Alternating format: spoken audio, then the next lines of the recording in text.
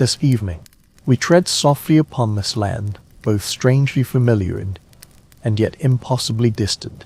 You huddle within your cloak, for the chill of the Middle Ages pierces to the bone, sapping all your resolve. As we reach the village, winter's dusk descends abruptly. Each breath condenses into mist, like tiny clouds swirling around thatched roof, frost crystal lacing upon them.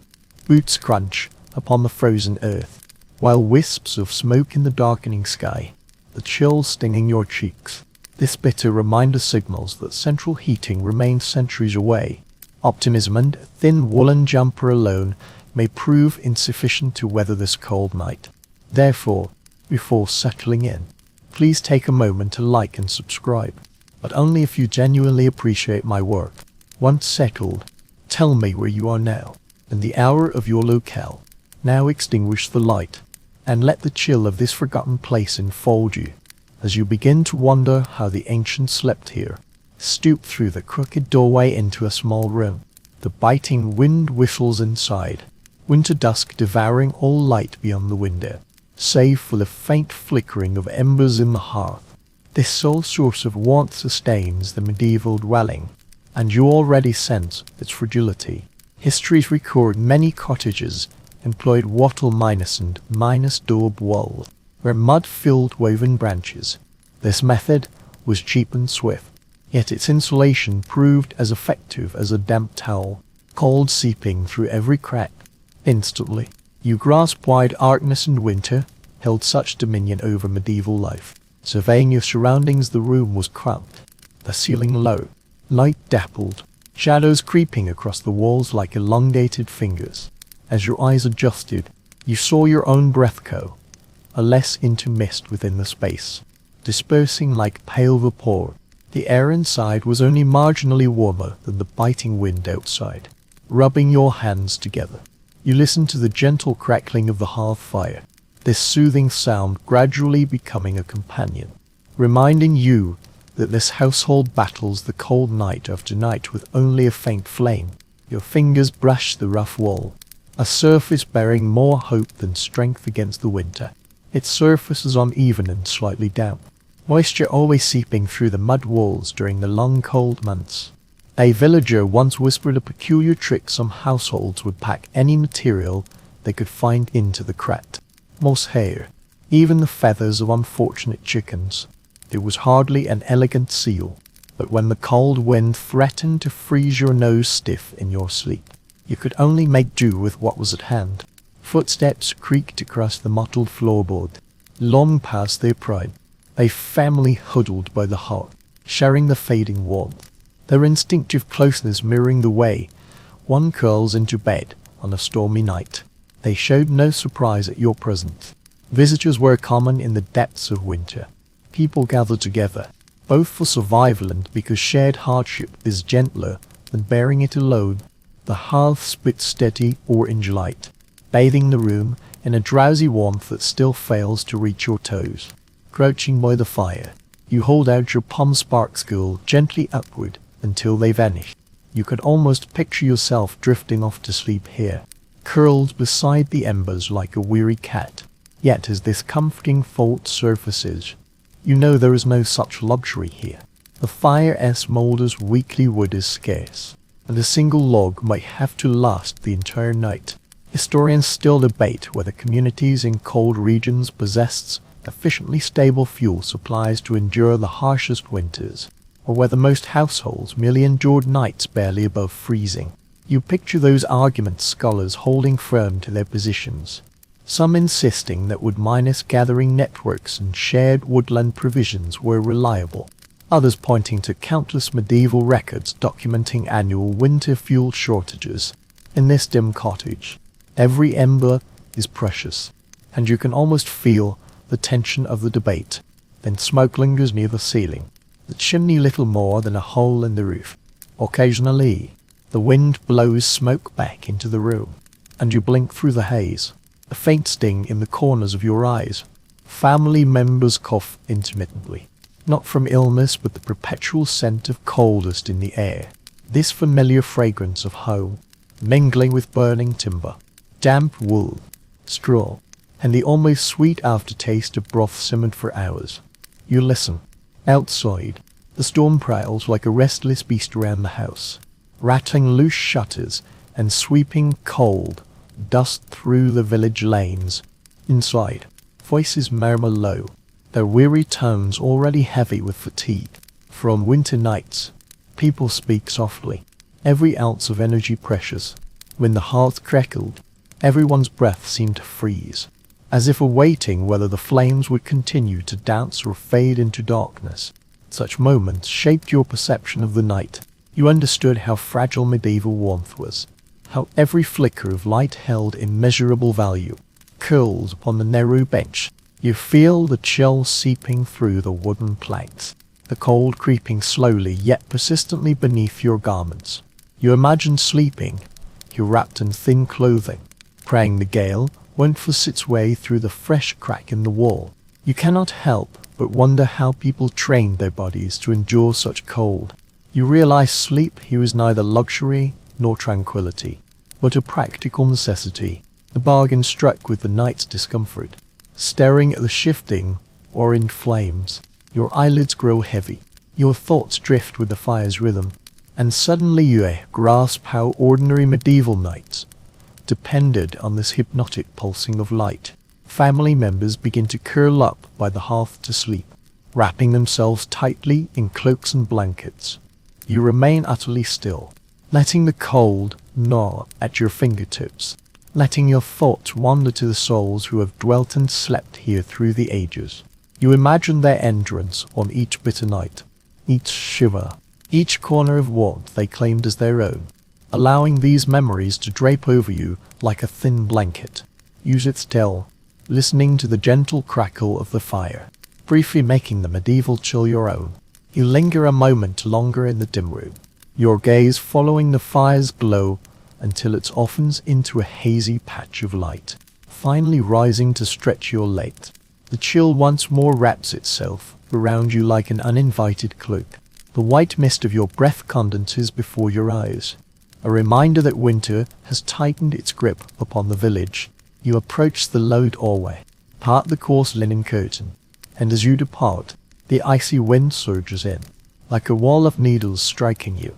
You clasp your arms tightly across your chest, huddling in the cold night, the trembling threshold a nightly ritual. As you step from one space to another, the temperature plummets, and you suddenly grasp the vital importance of those simple architectural details in medieval survival. You pause beneath the lintel. The door is little more than a plank propped against a slightly warped frame, its edges gaping with a crack that was negligible in summer, but now lets the biting wind sweep in from ankle height. History often notes medieval dwellings seldom possessed the meticulous masonry or fine carpentry of later architecture. Better farmhouses might withstand the cold, but humble abodes like this were left exposed to its onslaught. One can almost picture villagers stuffing old cloth into the cracks, or propping heavy objects against the door to block the biting draught. The threshold undulated beneath your boot. The rammed earth now rock miners hard, while a thin frost glistened along the doorframe's edge. You crouched cautiously, fingertips brushing the icy surface, the biting chill nearly stinging. A peculiar detail flashed through your mind. A wandering storyteller once murmured that some households scattered ashes before their doors in winter night, both to confuse malevolent spirits and to absorb the damp seeping through the cracks. Whether it worked remained uncertain, but it lent a peculiar charm to the icy lintel. You stepped into the smaller vestibule, this narrow transitional space scarcely qualifying as a room. Wind slipped through the gap in the loose window shutter, brushing your cheek with a chill as biting as a wet cloth just hauled from icy water. You breathed slowly, listening to the air squeezing through the cracks in the walls. You instinctively pull your cloak tighter around your shoulders, recalling the village's daily twilight ritual. Weary bodies must first withstand this biting chill before reaching the hearth's warmth. The dwelling you explore is cramped, the threshold serving as a transitional zone between indoors and out. Though walls and roof shield against wind and snow, warmth is another matter entirely. The The thought that modern standards would inevitably fail here brings a wry smile. Barely a few steps from the hearth, your hands grow stiff, your nose stings, and your ears begin to ache faintly. No wonder folk huddle round the hearth, reluctant to venture far. Footprints are scarce in the long, dark nights. You run your hand over the wood once more. The timber has swollen and shrunken countless times, yet your palm still feels numb. Merely a few paces from the hearth, your hands grow stiff and tingling, your nose stings, and your eardrums ache faintly. No wonder people cluster round the fire few journey far in the long, dark winter nights. You run your hand over the wood once more, having endured countless seasons of swelling unshrinking. It is long since warped and bent slightly. You imagine some villager repairing it on a rare warm, sunny afternoon, driving new wooden wedges into the cracks, or nailing planks over fresh splits. Historians still debate, how much time did peasants truly spend to winterize their homes, or whether they accepted the cold as an inescapable companion. You recognize the truth in both accounts. Some households might painstakingly seal every crack, while others would simply burrow beneath thick quilts, resigned to the nightly assaults of the chill. You shift your weight, the floorboards groaning beneath you.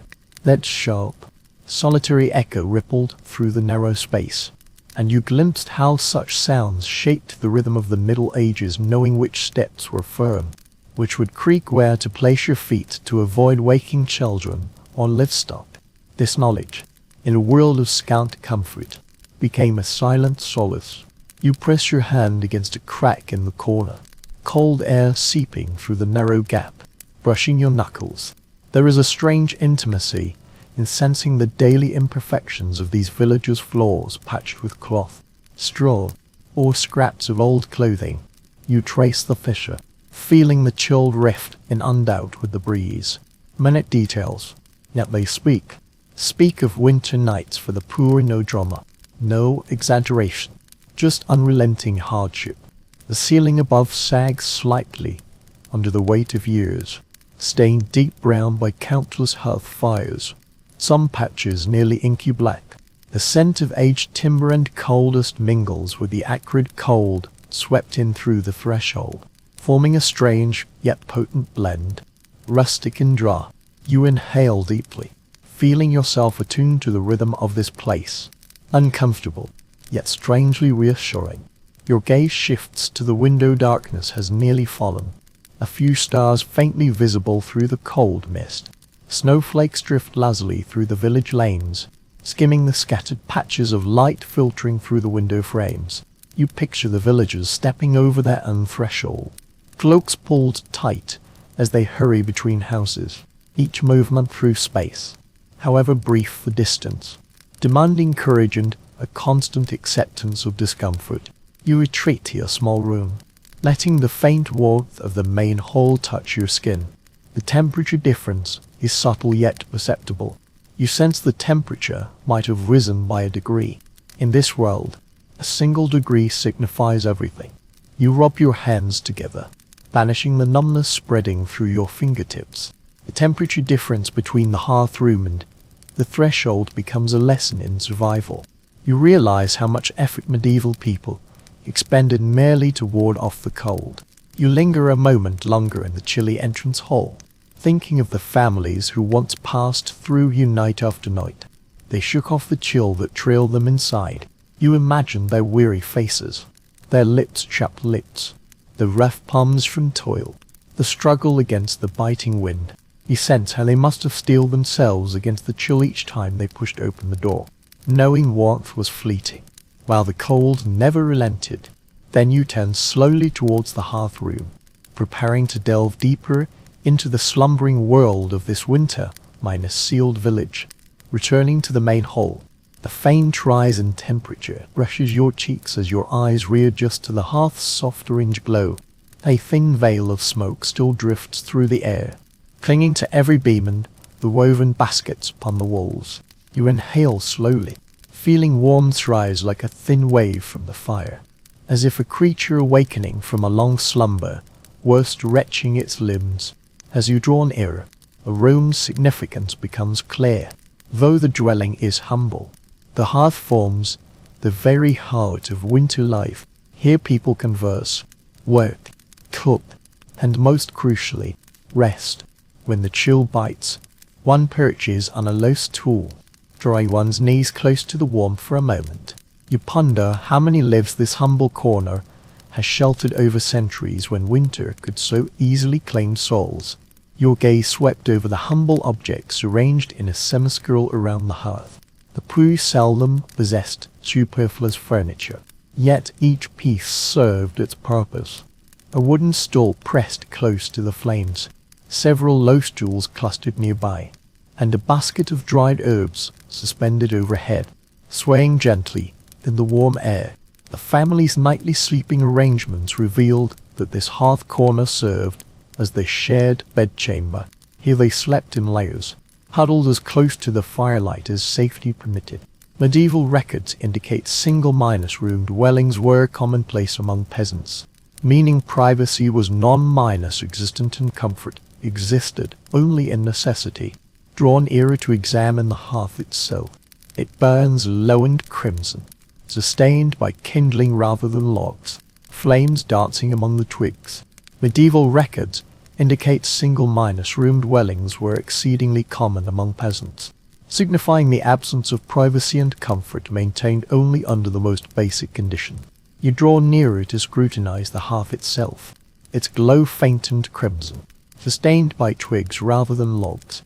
The flames dance with languid rhythm, casting shifting shadows across the faces of the family preparing for bed. Children sit directly upon piles of old sacks, rubbing their hands as if to wring every last shred of warmth from the fire. Parents lean wearily against one another, fatigue and cold etched into their body language. The instant they face the fire, their posture shifts imperceptibly. Shoulders slump, bones relax, the tension from long winter labor easing slightly. You notice something unusual. The corner closest to the hearth is slightly raised, like a deliberately compacted earthen platform. This is an often overlooked detail. In impoverished medieval dwellings, some families would thicken the floor near the hearth to create a warmer sleeping spot, where the rising heat was most intense. You press your palm flat against the ground, feeling the traces where the warmth had gathered. Though insignificant, it was enough to change everything. People once stretched here like cats by a sunlit window, scents drifting from the hearth, deepening the dwelling's warmth. You trace your palm over the surface, feeling the accumulated warmth. Though seemingly insignificant, it was enough to alter everything. People once stretched here like cats, as if basking by a sunlit window. The scents drifting from the hearth deepened intimacy. You caught the dried fennel leaves scattered earlier for pest control, the wood smoke permeating every blanket, the faint sweetness of root vegetables baked in earthenware pots nestled among the embers. The room became a blend of survival and solace, nurturing an almost sacred atmosphere during the long hibernation. A ritual born of prolonged hibernation, rooted in daily necessity rather than luxury. You imagine countless cold nights when families huddled here, letting winter winds rattle the window panes while snow piled against the walls. Your gaze drifts upward, watching smoke curl through holes in the roof, dispersing into the frigid air. Smoke-stained rafters whisper of hearth fires burning year after year. Winters so bitter, they compelled people to huddle here. Some scholars speculate the soot might from a thicker, natural blanket of insulation. Though unproven, these marks lend the room a distinctive character, stinging your eyes and tickling your throat. A reminder that medieval warmth always came at a price. You sit upon a woven mat laid before the hearth, weathered unfrayed, its reed stiff yet serviceable. You imagine a winter dawn, villagers weaving by hand in the stillness, fingers numb yet hands unyielding. The mat creaks softly beneath your weight as you lean closer to the flames, watching the embers at your feet dance like faint crimson stars. Examining the hearth, you grasp its significance. Not merely warmth, but a symbol of security, a fragile sanctuary against the encroaching cold. Above the embers, The kettle hangs from a soot-minus blackened hook, its spout releasing wisps of steam carrying the faint scent of herbs. You watch droplets condense and fall, accompanied by a soft hiss, an unexpected footnote to ancient texts describing peasant life. Your gaze shifts to the shadows beyond the hearth glow. The room's edges seem impossibly distant from where you sit. Beyond the firelight, the cold, dim shadows formed strange landscapes. Vague outlines suggested overturned buckets, piled tools, and that heart-wrenching stack of. You surmise this family must crimp and save, carefully splitting every last twig. The hearth crackled softly, reminding you how precious each spark truly was. As you picture the family sleeping here, you realize their dreams, if they have the strength left to dream at all, are born beneath the shelter of the orange-gold flames, that light guarding them from the night's chill. You stretch your legs towards the warmth, picturing the children's sleeping place. Their makeshift bedding is pieced together from old blankets, tattered cloaks, and every soft fabric in the house. The youngest child pulls a faded woolen blanket up to their chin, curling into a warm ball that reminds you of a puppy finding a secure nest. This scene tugs at your heartstring, though devoid of luxury.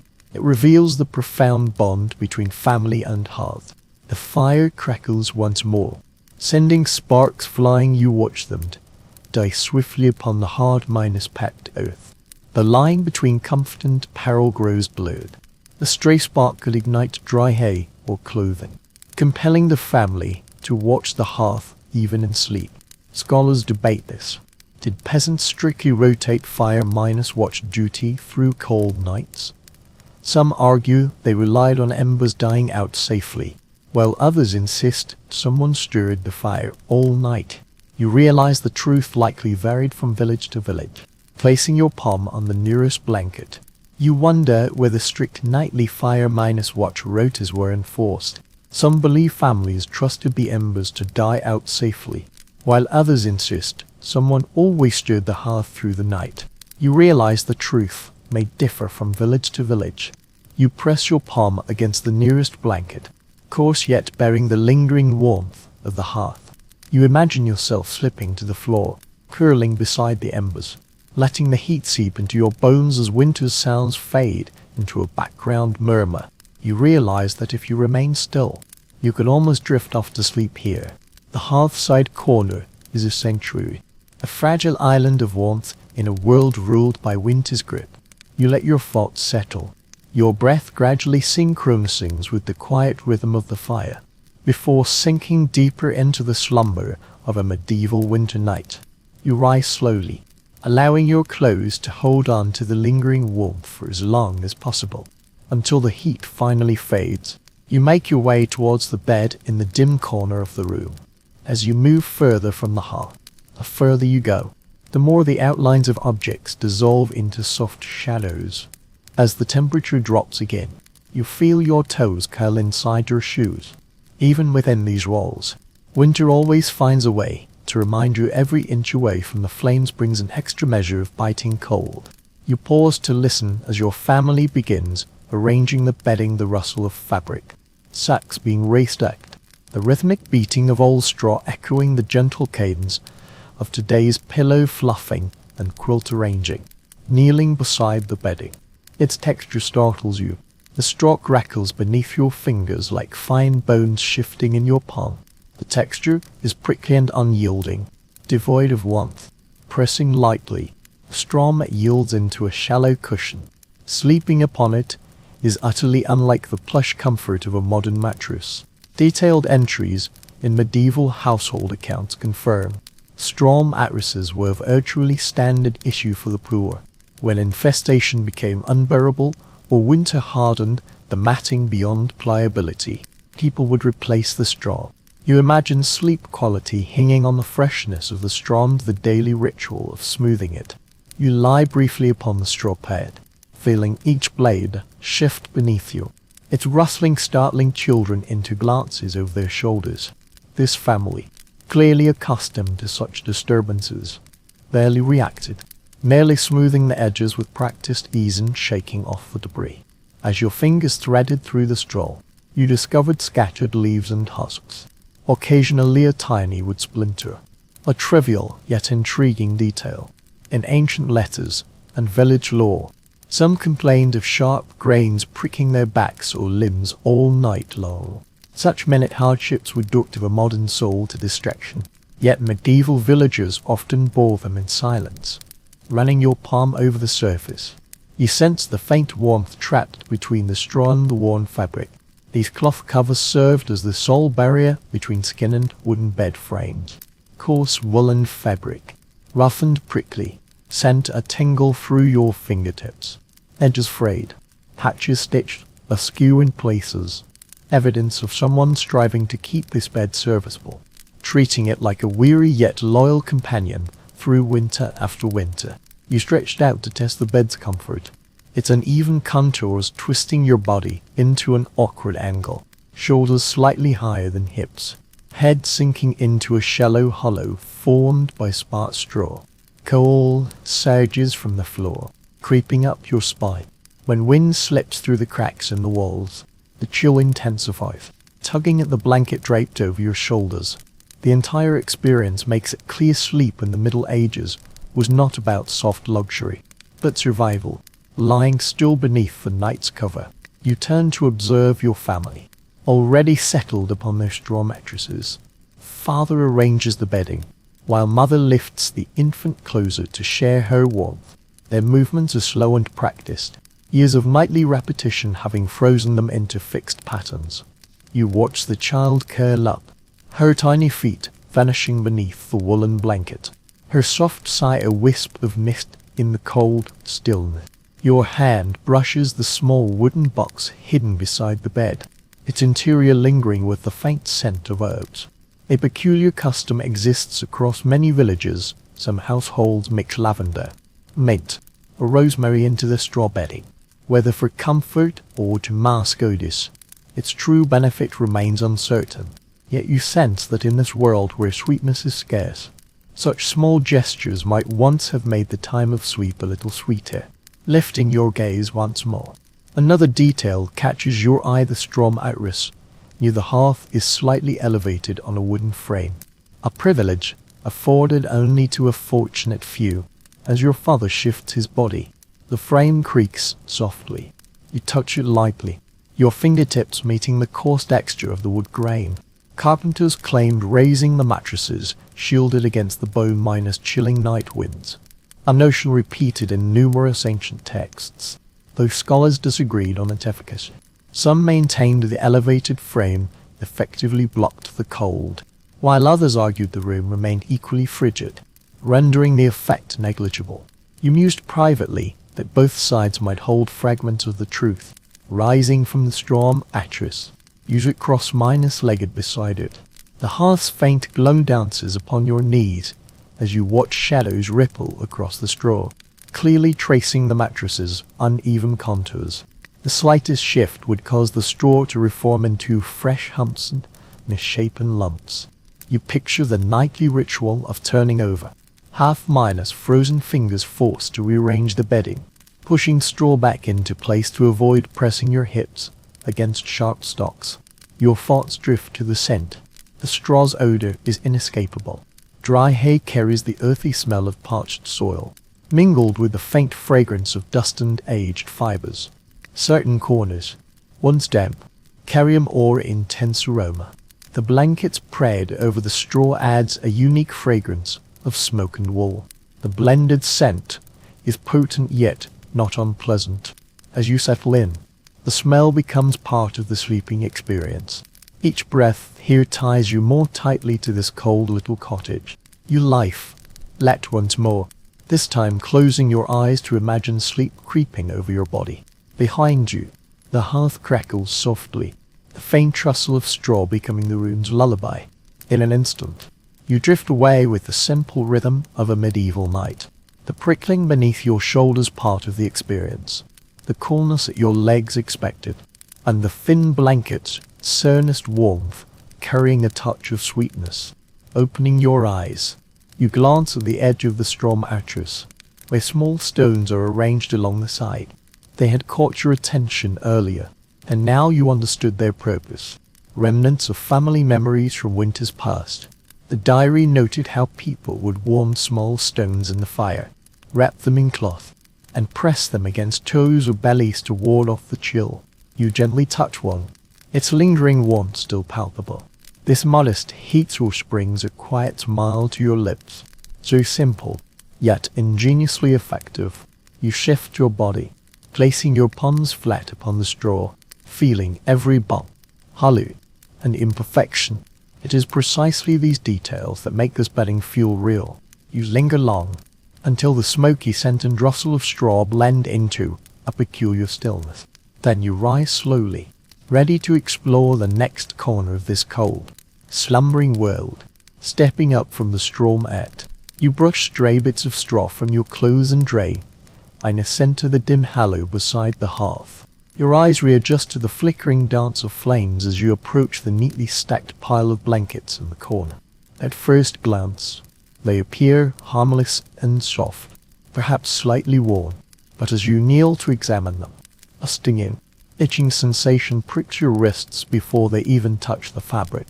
You halt, squinting slightly, lifting a corner of the quilt with faint suspicion and giving it a gentle shake. A wisp of dust rose, carrying an unmistakable scent. Living creatures lurked within the folds. You placed your hand over the blanket, your fingertips brushing against coarse wool, evidence of years of use.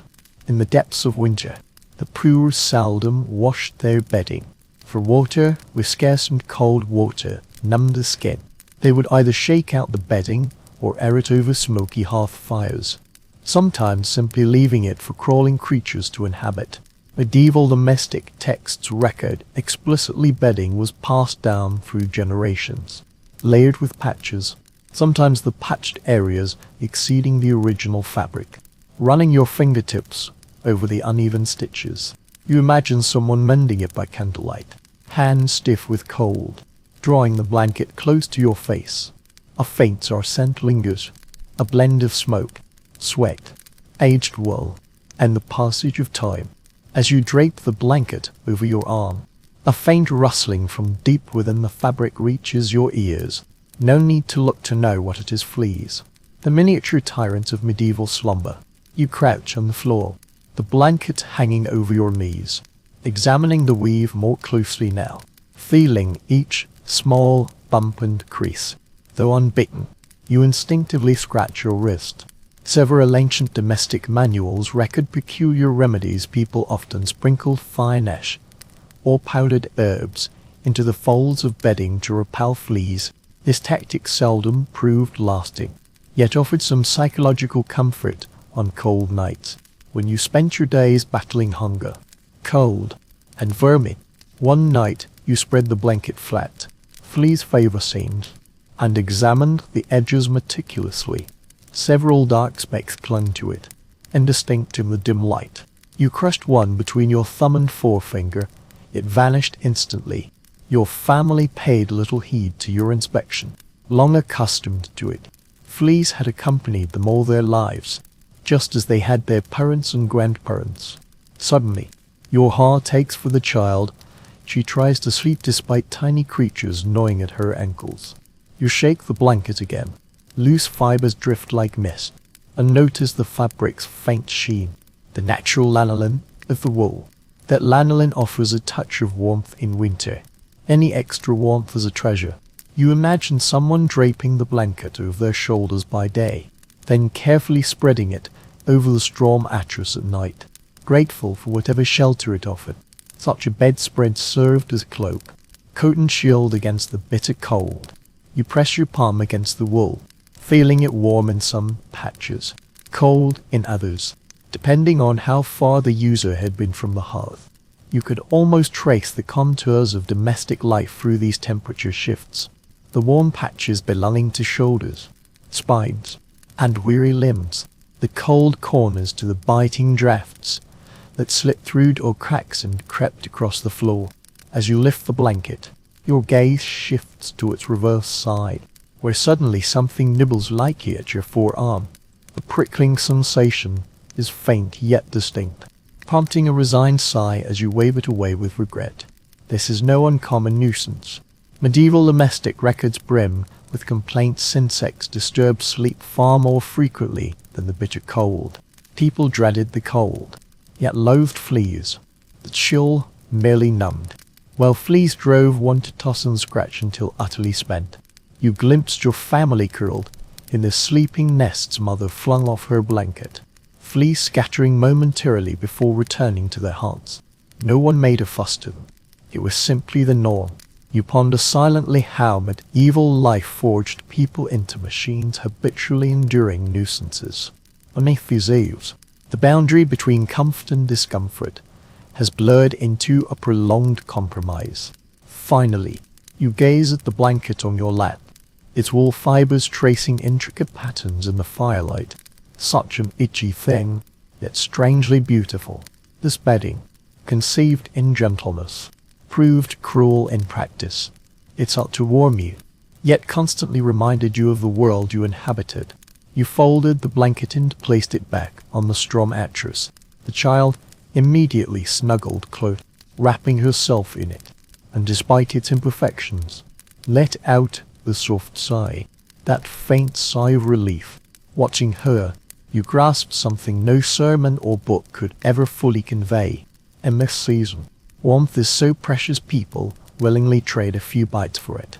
You linger a moment longer, letting the scene settle. Soft light dances across the family, gentle and rhythmic. Blankets rustle, fleas lick. Someone scratches their arm and mutters indistinguishably. You feel discomfort and tenderness simultaneously, strangely intertwined in this moment.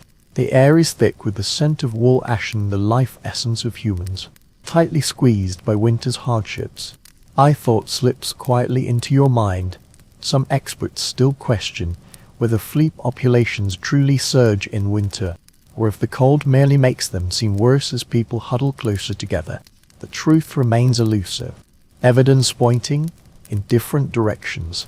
What you know for certain is that the fleas are here, part of the night, part of the story. You cannot ignore them.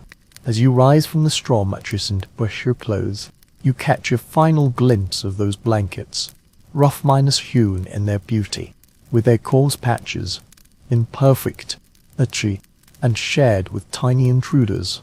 They remain the sole barrier between the icy floor and the fragile bodies curled beneath.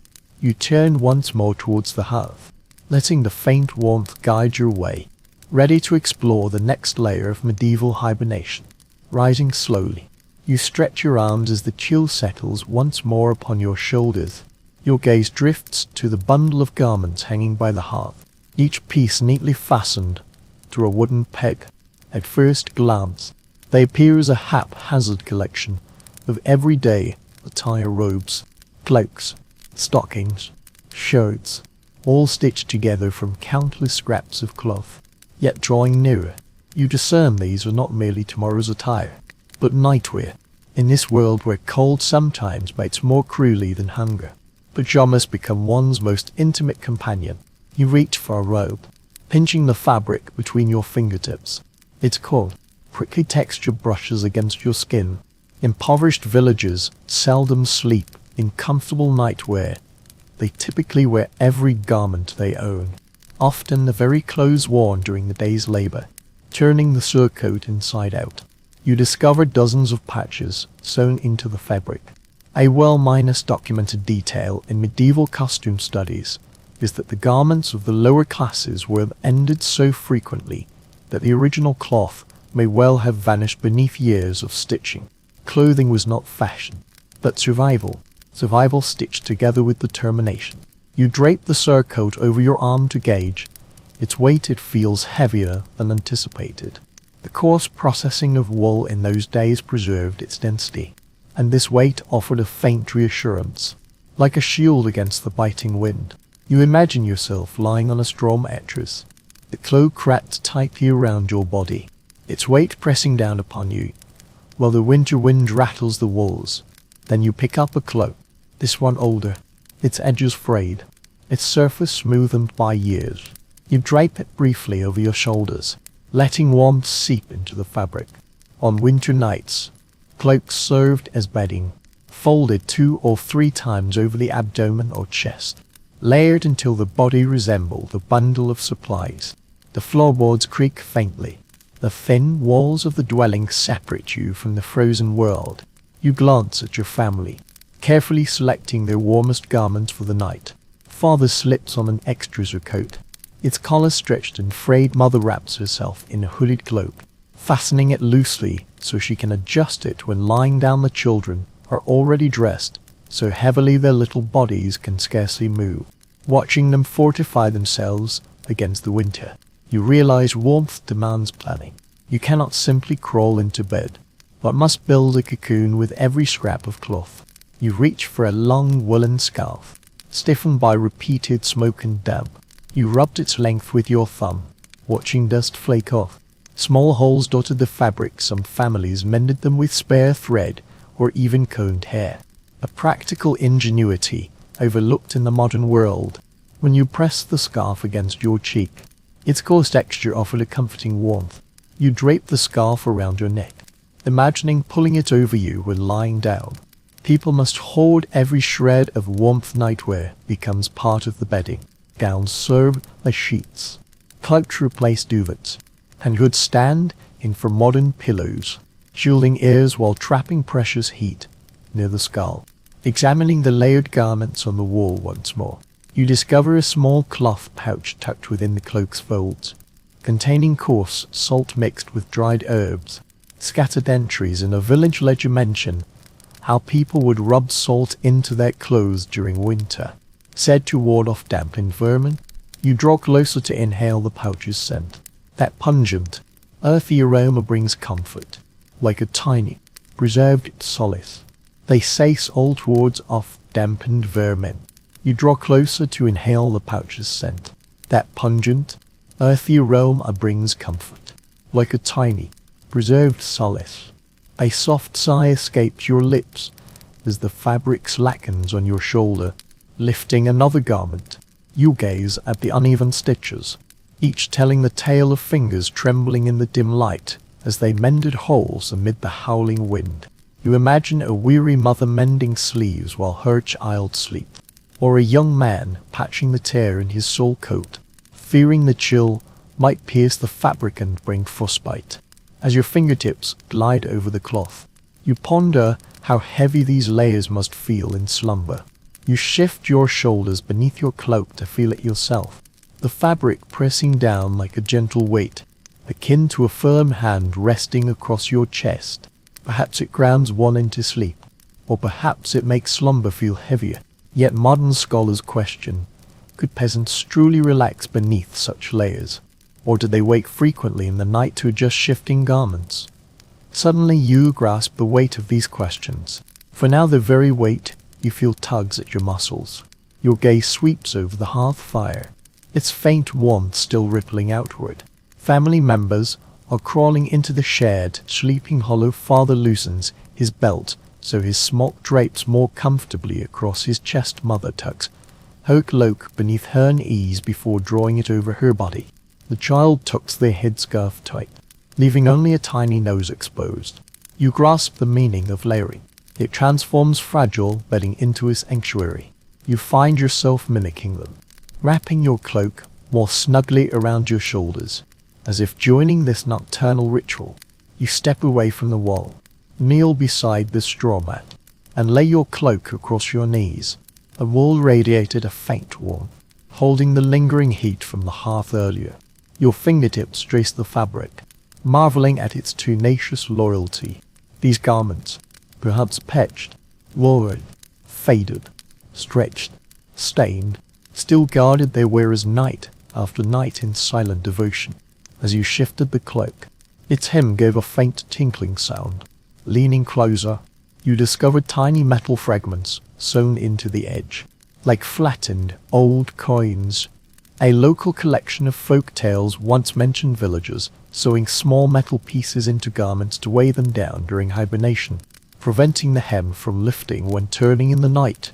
You let the hem fall over your feet to test this method. It lies flat against the floor. What ingenious practicality, a quiet wisdom. You draw the cloak tighter around you and lie sideways on the straw mat, your body sinking slightly into its uneven surface. The garment warms you more swiftly now, its layers hugging close against your skin, the roughness now gone. You feel the fabric capturing each breath, condensing into warm bubbles around your face. Closing your eyes for a moment, you hear the gentle crackle of the fire and the hushed murmurs of family settling in. Amidst these whispers, the woolen fabric on your shoulders becomes a pocket of warmth in the cold room. You realize these layers of clothing not only ward off the chill, but also shield you from that unsettling fragility of winter. Slowly opening your eyes, you sit up as the cloak slips from your shoulders with a soft rustle. Carefully folding it, you hang it back in its place, the wool hanging like a silent guardian, waiting for the next frozen night. Your gaze lingers upon the garment hanging by the wall, plain yet resilient, fragile yet steadfast. They form the armor of sleep in a world where cold can steal breath, warmth, and even life itself. You draw in a long breath, feeling the weight of these layers in your imagination, then turn towards the center of the room, preparing to understand how family members pass warmth between each other when clothing alone cannot ward off the chill.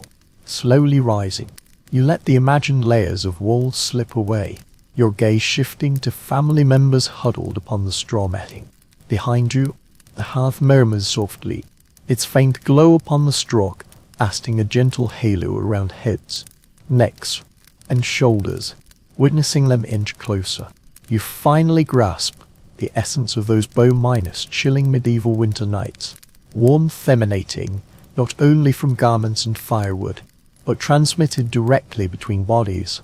You slip silently beside them, drawing near enough to perceive the delicate barrier of warmth formed by their huddled forms.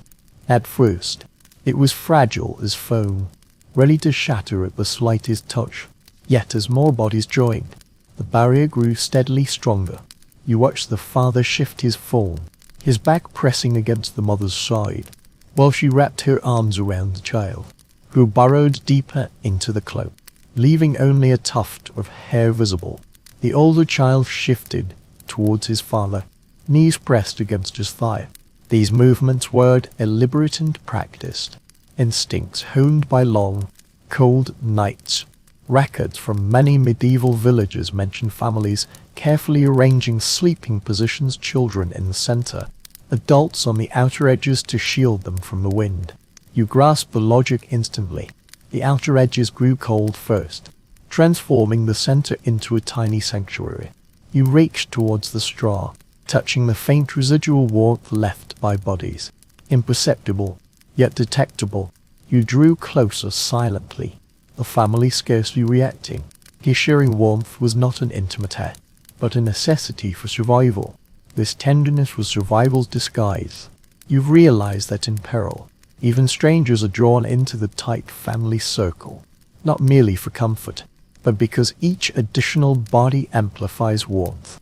You listen to the breathing, slow inhales, gentle exhales, weaving a tender rhythm deep enough to sink into.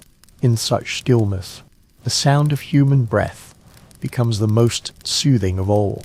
You imagine the solace for those enduring endless winters, when blizzards rage beyond the door and frost seeps through the cracks. Your gaze falls upon a child's tender face, nestled in its mother's embrace, sinking deeper into slumber with each breath. Her cheek rests against a worn woolen blanket, eyelashes fluttering faintly in drowsiness. You notice the faint rise and fall of her shoulders, and instinctively, your own body synchronizes with her rhythm. The pure warmth of flesh begins to spread across your chest. You shift to curl more comfortably within the embrace. The father glances at you, tilting his head slightly with a faint smile. A smile divided equally between weariness and relief. You return the smile, now fully integrated into their sleeping circle. You understood profoundly how precious this connection was without shared war. Winter nights would feel longer and harsher. Your arm touched the older child lightly, still cold to the touch. She shifted position, her back pressing against your side. Her warmth began seeping through your sleeve, You realize suddenly how intimately people live together in this age. No personal boundaries, no private space, bodies fitting together like puzzle pieces, forming a warm whole in the darkness. You pull the thin blanket over your legs, and without hesitation, the child tugs it towards her side. You cover both of you with the blanket, this simple act radiating tenderness. A small note survives in the village chronicles the villagers' jest bed that the harsh winter turned everyone into affectionate creatures. Those who scarcely spoke by day would often huddle together at night, not out of desire for intimacy, but because the bitter cold left them no choice. Over time, this necessity became a silent solace. You draw closer to the mother, and she shifts slightly to make room for you near the warmth. Her cloak presses thickly against your arm, her presence radiating a steady calm. She hums a melody so softly it's almost inaudible, perhaps a lullaby, or simply a way to maintain focus while waiting for sleep. As the circle tightened, her voice penetrated layer upon layer of fabric, vibrating softly. You understood that in winter, body heat became a special currency, carefully rationed, deliberately shared, silently treasured. You imagined colder nights, nights when the hearth fire newly died out, nights when snow blocked the doorway, nights when people had no strength left to stoke the fire. On such nights, the family would surely huddle closer, twisting the narrow circle into a knot of limbs. Well, and breath. You glance at the door crack. Cold air, sliding past your father's spine along the frame. He shivers and immediately draws nearer to his daughter. You zing. You feel that tremor ripple through the crowd like a wave. And once the circle readjusts, warmth returns. How many such nights did medieval folk endure? Cold relentlessly encroaching, warmth struggling to hold its ground. You pondered for a moment how contradictory such sleep must have been, deeply comforting, yet intensely cramped. People must often have been startled awake, elbows jabbing ribs, adjusting blankets, shifting bodies to his aching muscles. Some historical accounts hinted at this pattern, restless nights and frequent tossing, yet also recorded familial memories, winter nights as moments of intimacy, nights for sensing the steady, living breath of loved ones. A faint murmur reaches your ears, an older child murmuring softly in sleep, her voice tender and quivering. Though the words are indistinct, they carry a sweetness that melts the chill from your body. Instinctively, you shift the blanket to cover her, the movement so natural that warmth deepens, enveloping you like a slow, rising tide. You notice your own breathing deepening, muscles relaxing, eyelids growing heavy. The shared warmth lulls you towards sleep, though unease lurks beneath. Just before consciousness fully surrenders, you slowly rise from the straw mat. The warmth shatters instantly, a chill wind invading your legs. Trembling, you realize the fragile essence of a winter night. Gently stroking the blanket covering the child, you rose silently unstepped out of the cozy, compact circle, looking back. The family, intertwined as one, had gradually sunk into peaceful slumber, breaths rising lightly in the dim air, intimate as faint lights flickering in the vast, cold night. Embers flickered faintly in the vastness of the medieval cold. Drawing a deep breath, the lingering warmth of clothing still clinging to you, you turned towards the far corner, where other traveling companions shared the long night in unexpected ways. You moved silently through the room, and as you neared the wooden partition by the side wall, the last remnants of human warmth slipped from your skin. A faint rustling emanates from behind the partition, initially soft and rhythmic. You mistake it for wind brushing loose objects, but as you draw nearer, an animal scent fills the air, warm, musk mingled with earthiness. When the chill pierces your nostrils until they sting, this odor strangely offers solace. You lift the edge of the partition to glimpse the scene within the cramped space. The nocturnal companions of this medieval dwelling curled upon a bed of straw, a goat, limbs neatly tucked, its exhaled breath forming misty clouds to chickens nestled beside it, feathers puffed like miniature shields against the bitter cold. before you fully stepped inside. You felt the warmth radiating from them, gentle and enduring, like the slow exhalation of a sleeping giant. You crouched down, the straw beneath your knees shifting, and the goat lifted its head, meeting your gaze with calm, curious eyes. You extend your hand slowly towards it. It sniffs your fingers, then nudges you gently with its muzzle. Its warmth is astonishing. People often forget how much heat a goat can radiate. There is a constant detail. In rural winters, households keep their livestock indoors, not only to protect the animals, but to warm their homes, regardless of who or what they belong to. Bullies or hearths.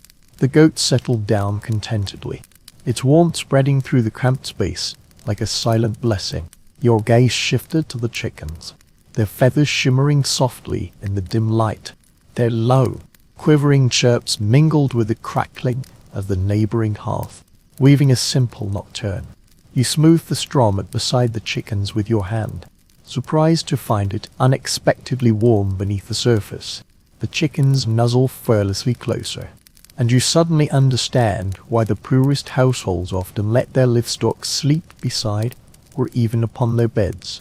Warmth is never choosy, it is precious simply for sustaining life. You settle down slowly, letting the animal's warmth touch your legs. The goat shifts, sending another wave of warmth your way. You draw in a deep breath. The scent is potent yet not pungent, carrying notes of hay, wool, and earth. You realize how intimately livestock are woven into daily life. They are sustenance, labor, companions, and in the depths of winter, an everlasting stove. You smile, imagining how many medieval children must have fallen asleep with the warmth of a goat pressed against their feet.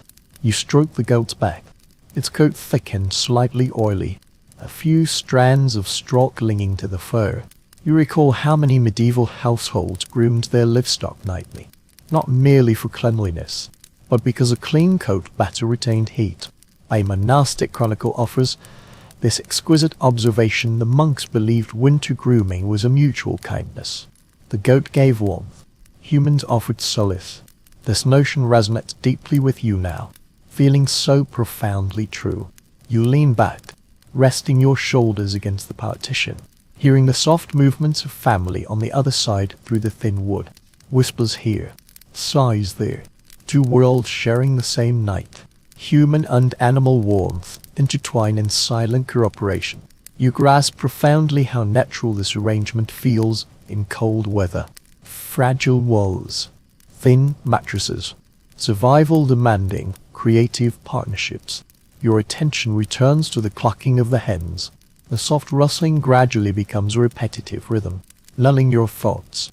As your body absorbs the warmth stored between straw and fur, you feel yourself growing calmer. Your fingers brush the straw, sensing its dry, insulating texture when tightly packed. Straw remains a steadfast companion through the coldest winter. For both man and beast, households frequently replace straw, not merely for cleanliness, but because fresh straw retains far more heat than old. Flattened bales. The goat's breath brushes your arm, warm and damp, drawing a smile, much like leaning against a faithful dog, carrying the barn's scent and radiating just the right amount of warmth. You imagine children sneaking in on cold nights to curl up against her warm flank for a nap, tickling as she twitches her ears. It becomes clear why livestock were kept in barns. Once the barn became a separate building, a quiet thought occurred. Certain rural traditions suggest people once believed animals sensed weather changes better than humans. Villagers observed that when severe frost approached, goats and chickens would adopt distinct resting postures.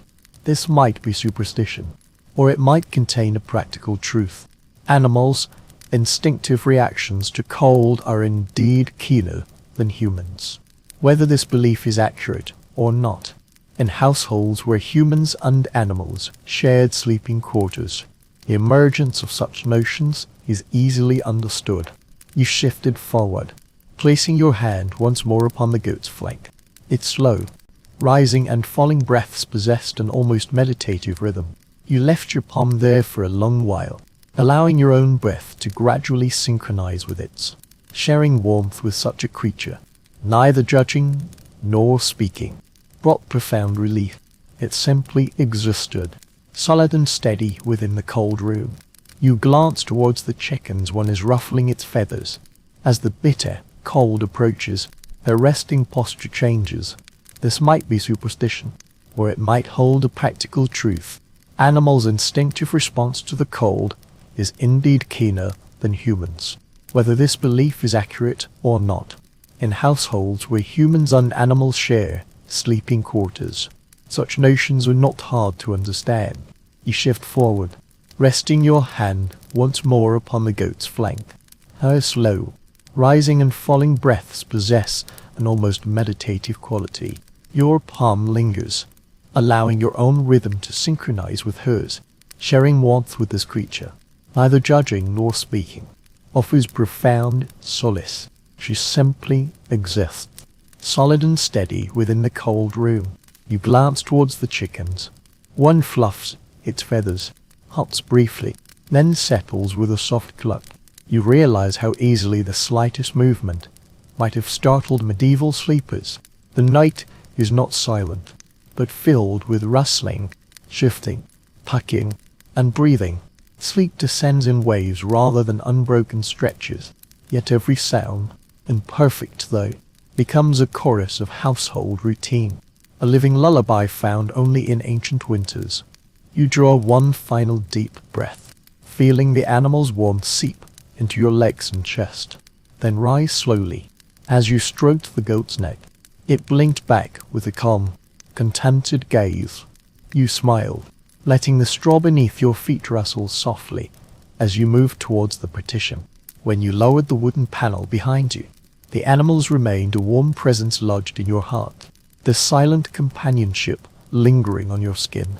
You were preparing to explore the cold night itself and how it shaped each moment of slumber. Stepping beyond the partition, you move once more towards the room's center, where the hearth's faint glow stretches only a slender arm across the floor. As you inhale, the temperature shifts abruptly.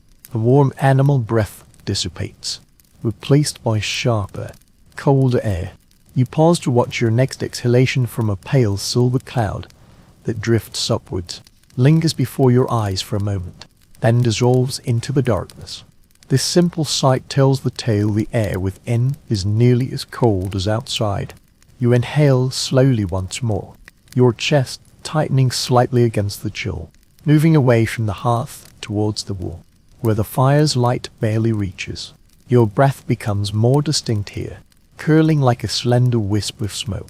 You felt the temperature drop sharply around you, raising a hand to blow gently on your palm as a warm stream of breath escaped your lips and rose slowly. You stared at the floating cloud, both fascinated and uneasy. In this world, seeing your breath indoors was not a warning, but the norm. It was simply winter. You kneel and press your hand against the wall. It is cold and damp, almost frozen, a thin film of water glistening on the rough plaster. You withdraw your hand and rub your fingertips together, imagining the villagers performing the same motion at night, sensing the chill seeping into every corner of the dwelling. Medieval architectural text, soft and note. In single minus room dwellings during winter, poor ventilation occurs. Families seal cracks to block the cold wind, yet this very action makes indoor breath more prone to condensation. By dawn's first light, the walls are already covered in moisture. You gaze up at the ceiling, seeing the condensed breath swirling and rising towards the roof. Each exhalation from family members resting by the hearth adds another stroke to the faint cloud above your head. The air trembles softly, rippling with the fire's glow. The entire dwelling now resembles a living lung, rising and falling with each sleeper's breath. You tread lightly through the room, letting your footsteps fall silently, deliberately exhaling now. You watch each breath drift like a ghost. Witnessing the rhythm of your own breath brings a peculiar tranquility, like gazing at mist over a frozen pond. Yet this sight also reveals the harsh truth of medieval nights, where breath is visible, the body is losing heat and warmth. You pause before the gap between two loose floorboards, a breeze slipping through, brushing your shins. A chill shot up like an alarm. Crouching, you blew softly into the gap, your breath cool, a lest into mist, only to be torn apart by the surging cold wind. Sitting on your heels, you listened to the faint whistling as the frigid air squeezed through the wooden cracks. Throughout the long winter, people must have grown accustomed to this sound, a reminder that their homes were not sealed fortresses, but fragile shells against the bitter cold. You move closer to your sleeping family, taking care not to tread on scattered straw. The air here was slightly warmer, yet still cold enough to turn your breath into white mist. The children sleep curled into tight balls, their bodies instinctively preserving heat with precision. Their tiny wisps of vapor rise and mingle, coalescing into a gentle strand of cloud above their heads. The sight offends your heart, and an ancient interpretation of breath in cold nights flashes through your mind.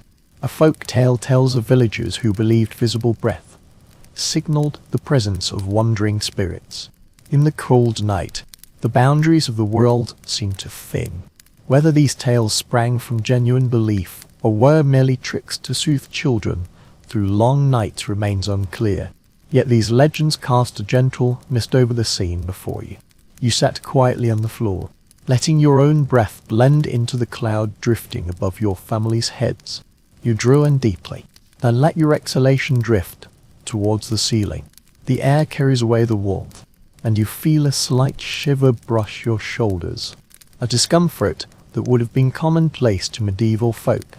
You rub your arms and glance towards the hole in the roof, where the faintest wisp of smoke escapes. Cold air seeps through, mingling with your own breath, making each inhalation feel almost theatrical. You leaned deeper, briefly reclining on the straw mat beside your family. The chill near the floor envelops you. You lift your head and exhale slowly. The cloud of mist lingers at face level, neither rising nor dispersing, but hanging like gauze in the dim space. You imagine waking in darkness, seeing your own breaths suspended inches from your nose, knowing warmth remains an unattainable luxury. Closing your eyes for a moment, you listen to the soft breathing around you. Within this soundscape, the act of breathing itself becomes a nocturnal ritual, a mark of time's passage in life's existence. You ponder how many villagers have awakened in the dead of night, gazing at these floating clouds of air, perhaps experiencing a fleeting wonder at the stillness before drifting back to sleep. As you sit up again, glimpsing the frost patterns crystallizing along the doorframe, you can almost picture the breath drifting towards the door and freezing into ice. You touch the floor, feeling the chill rise like waves. The house breathes with you, drawing in cold air through its cracks, expelling warmth through the smoke hole, trapping dampness within. It lives in its own way. You rise slowly towards the hearth, meeting the faint warmth halfway. Even here, your breath condenses into mist, though it dissipates more swiftly. You stand still, contemplating how such a simple, visible breath shaped medieval night minus time perception, reminding them of their own fragility, revealing the ever minus present proximity of the cold, keeping them constantly alert to the ways of survival. You draw a final deep breath, watching the vapor drift like a pale ribbon, dissolving above the flames. Then you gather your senses, seeking those spaces filled with. You stand by the hearth, letting the faint warmth soak into your fingertips, tilting your head slightly to listen. The chill has sharpened your senses in the stillness of the winter night.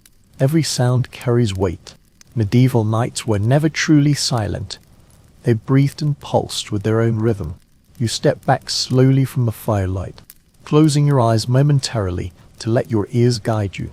First comes the wood itself. The beams creak softly, like ancient trees stretching in winter. The roofed embers, weathered through countless frosty seasons, sigh lightly as the cold tightens its grip.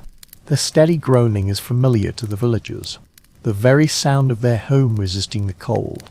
Several rural architectural chronicles detail how medieval folk oft unjudged a house's stability by its sounds. Now you understand. These noises are the building's heartbeat. You shift your feet, the straw beneath rustling softly, its subtle murmur blending seamlessly with the room's nocturnal whisper. Another step reveals the faint clink of cooling earthenware by the hearth. Metal cools and contracts, producing a soft tapping that echoes briefly before fading into the ensuing stillness. You discern the faint crackling of embers, a flicker of spark, then another. Each tiny burst feels like miniature fireworks blooming in the silent darkness. You move towards the room's center once more, the cold floor groaning beneath your crouch as if in complaint.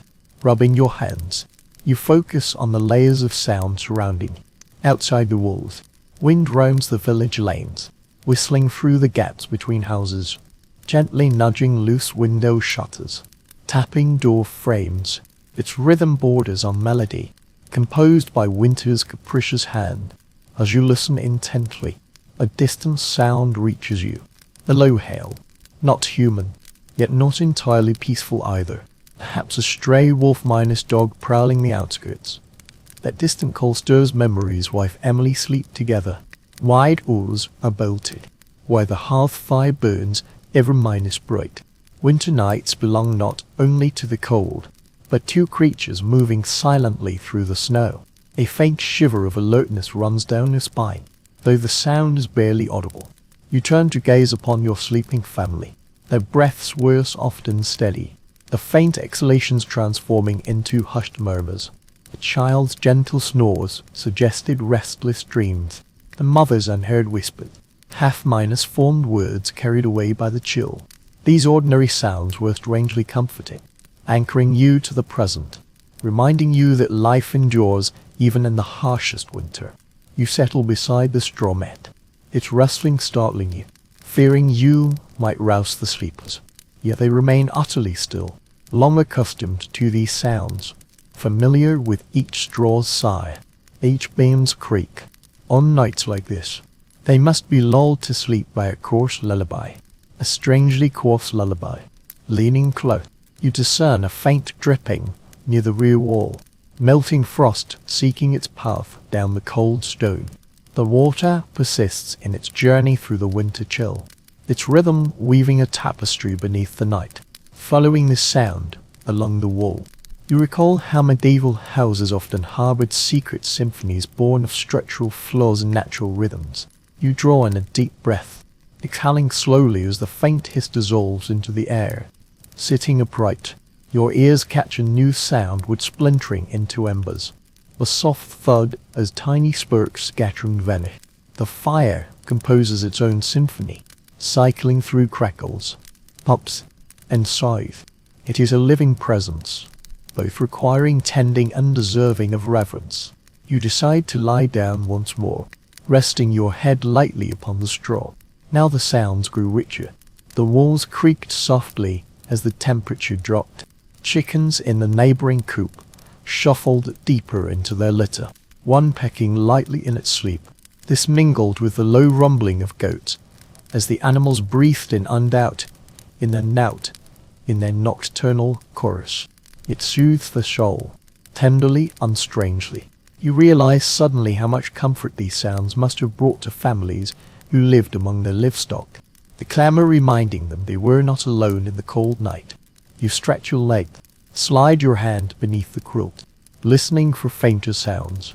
At last it comes, the faint patter of footsteps on distant snow, perhaps a villager returning home, or someone checking traps, or conducting a night patrol. No one envies this sound. It is swiftly swallowed by the winter night. As time passed, your ears tuned to the finest textures, the rustle of cloak fabric when someone turned in bed, the light scratching of a mouse in the corner, the fall of embers from the hearth. Each sound carried a story, a slice of nocturnal life unseen by daylight. You pause to wonder how many medieval souls lay awake listening to these same sounds, gauging the hour by the village's pulse. Country diaries suggest nighttime perception was keener then. Without clocks or screens, people regarded sounds as companions, reminding them the world turn slowly in the dark.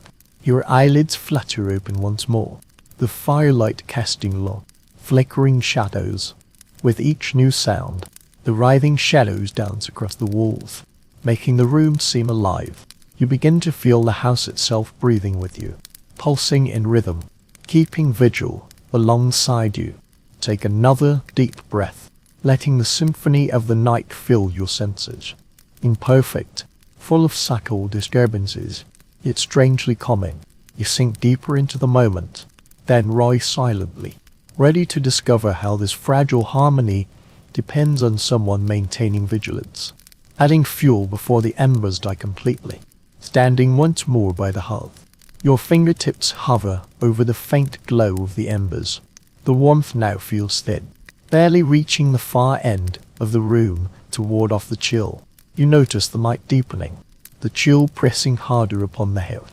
Medieval winter nights stretch impossibly long, and the hearth fire is the fragile thread holding people safe.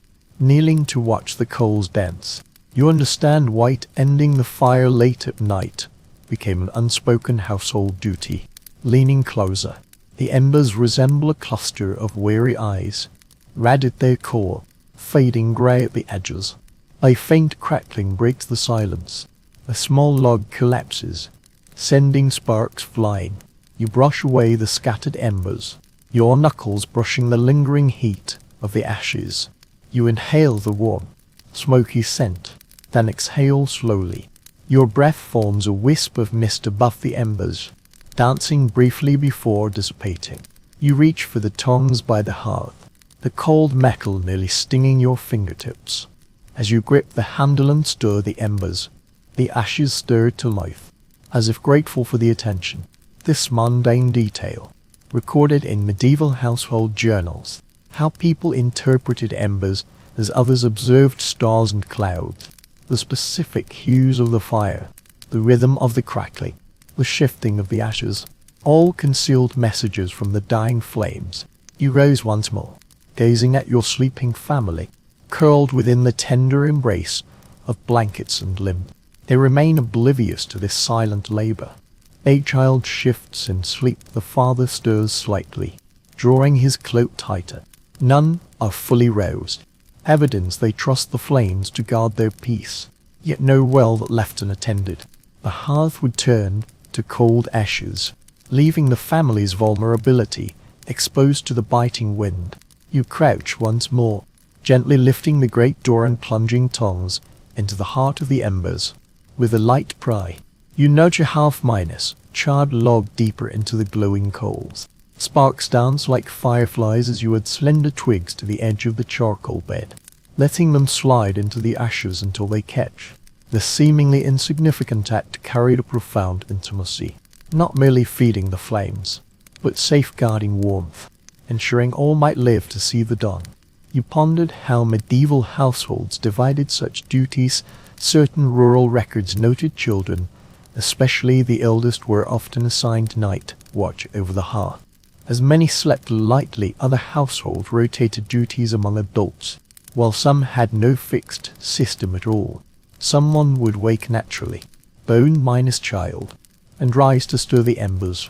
Scholars studying domestic routines disagree on how formal this custom was, and this very disagreement suggests each household developed its own rhythm, holding one's hands over the flames. One imagines countless nights when someone knelt in the same spot, rubbing their hands to resist the temptation of crawling back under the covers. The chill always made the task harder.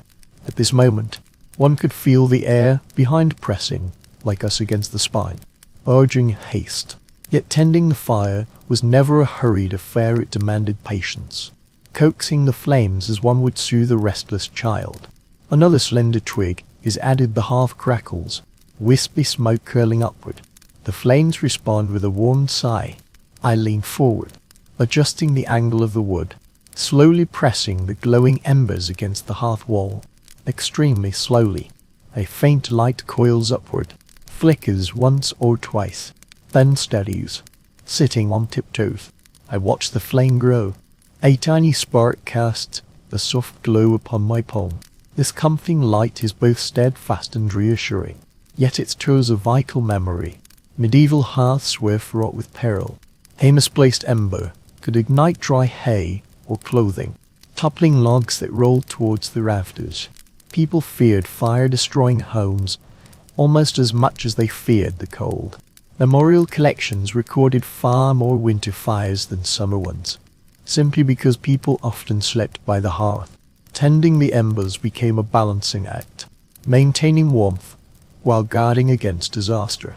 Slowly rising, I stretched stiff knees. The glow continued to spread, adding a delicate radiance to the room. Reach for the small basket by the hearth, its pine branches faintly scented with resonant forest bark. Select a few and lay them gently upon the embers, where the flames consume them with slow, assured rhythm. A sigh of warmth fills the room. The crackle of fire alters the atmosphere, driving the chill back into the corners. Warmth spreads thinly, meaningfully, across the floorboards. First the palms, then the cheeks touch the warmth.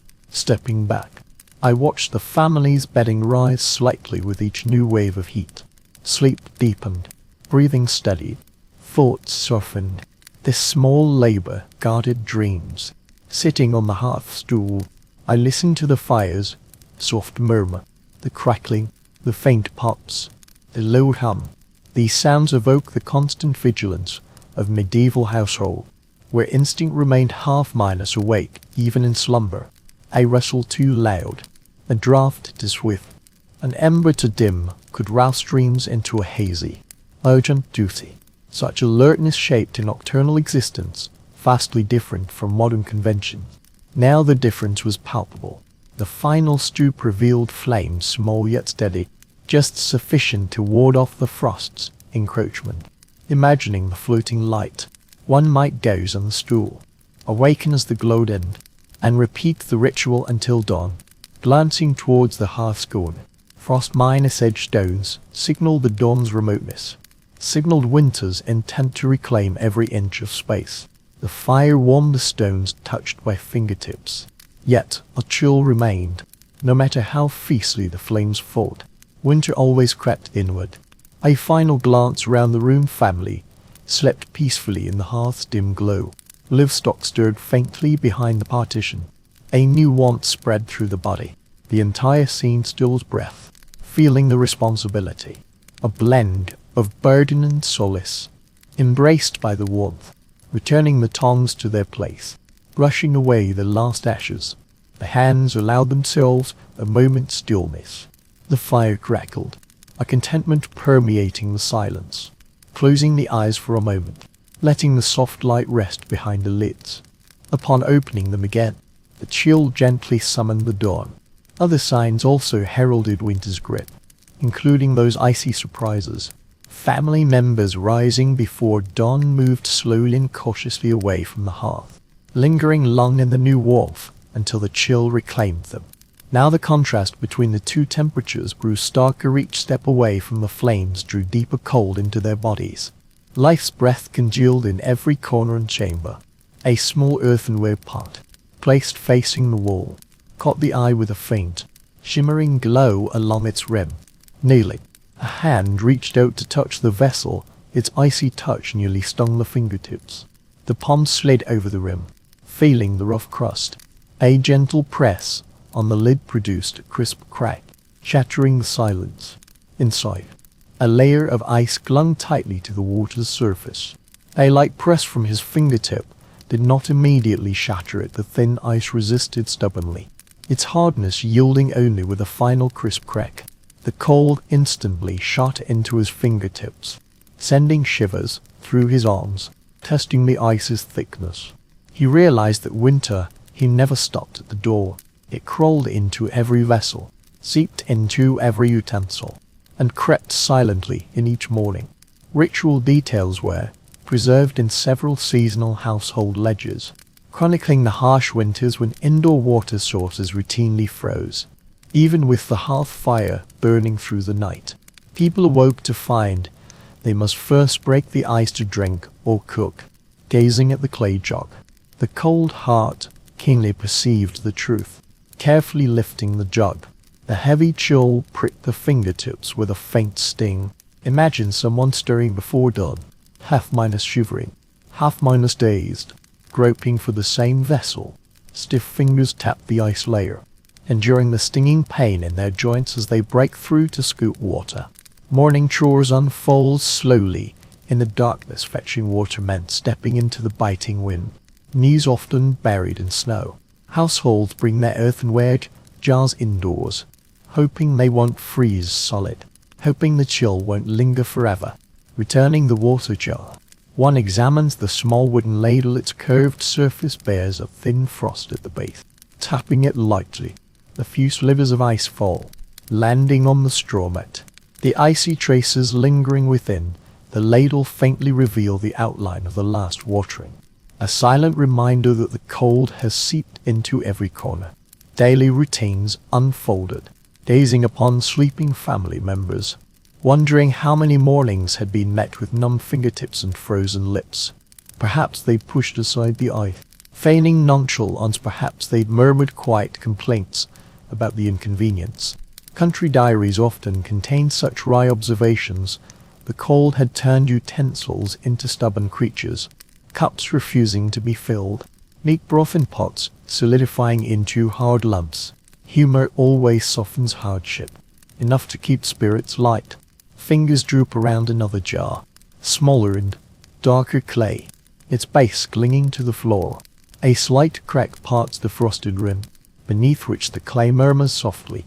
The chill in the palm makes it tremble, tilting it.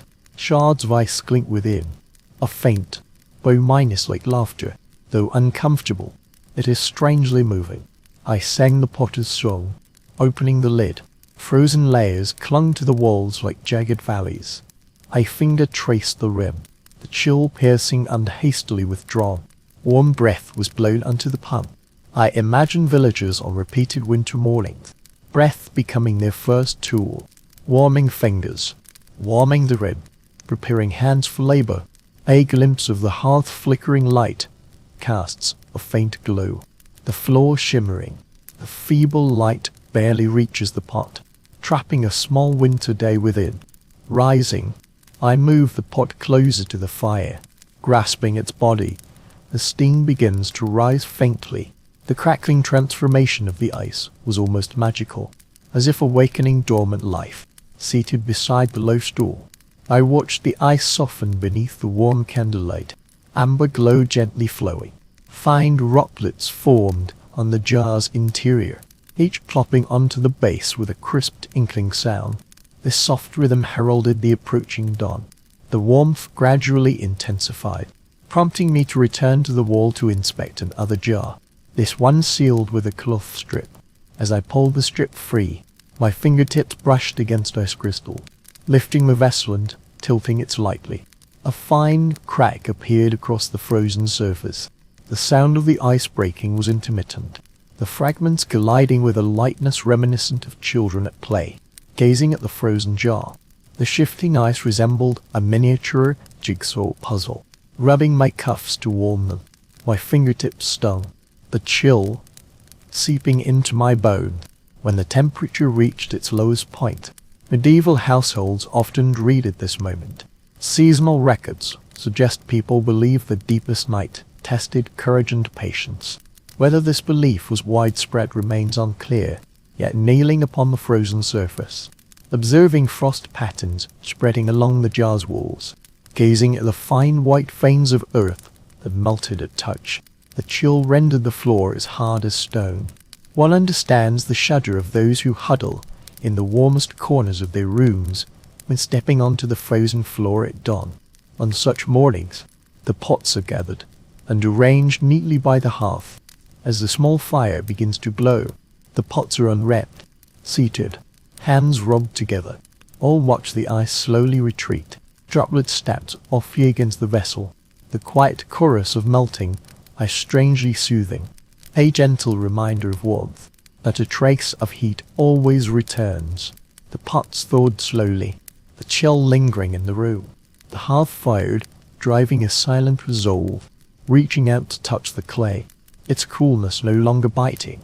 The warm rim offered a quiet smile, The frost surrendered, and people stood gazing around the room, imagining winter mornings beginning with simple struggles, breaking ice, tapping pots, warming hands. This ritual, resilient and recurring, family breaths remain steady. The hearth fire grows brighter. The clay pot softens, ready to explore the contours of the neighborhood. Sleep on long winter nights follows the rhythm of ancient memory, rising beside the pot, stepping towards the doorframe, letting legs adjust to the cold floor. Long movements transform the room. The stillness of late night shift towards vitality, listening to the gentle blend of breaths and the crackling hearth. The faintest stir outside the window, as dawn's first light pierces the winter night.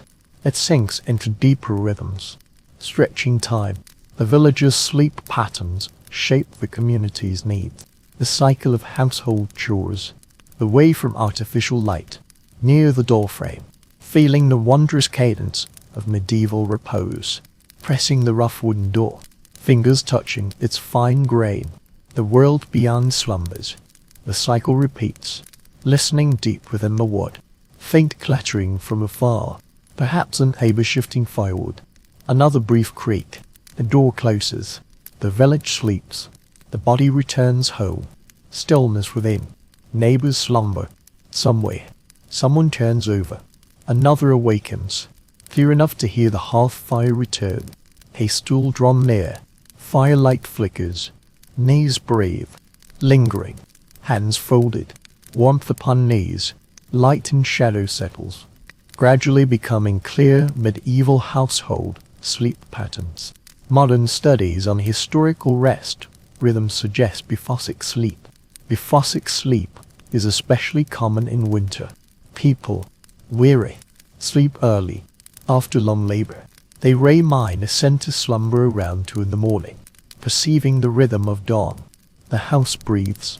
Steady cadence, feeling the moment approaching. A sound or two, faint, whispers drifting, dreams shifting, listening intently. Outside, the cock at dawn, perhaps sensing the chill. Sound echoes off the walls. A smile crosses my lips as I ponder how even the animals participate in the village's rhythm. In some wintered eyries, people describe the cock crowing long before sunrise, confusing the moonlight reflecting off the snow.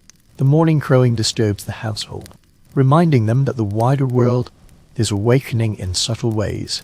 Gazing indoors at the curled minus-up child, breathing like a musical score, mother moves gently, brushing away the cold wind, adjusting the cloak upon her shoulders, eyes open to see the hearth fire kindled, life stirring. Movement returns to stillness.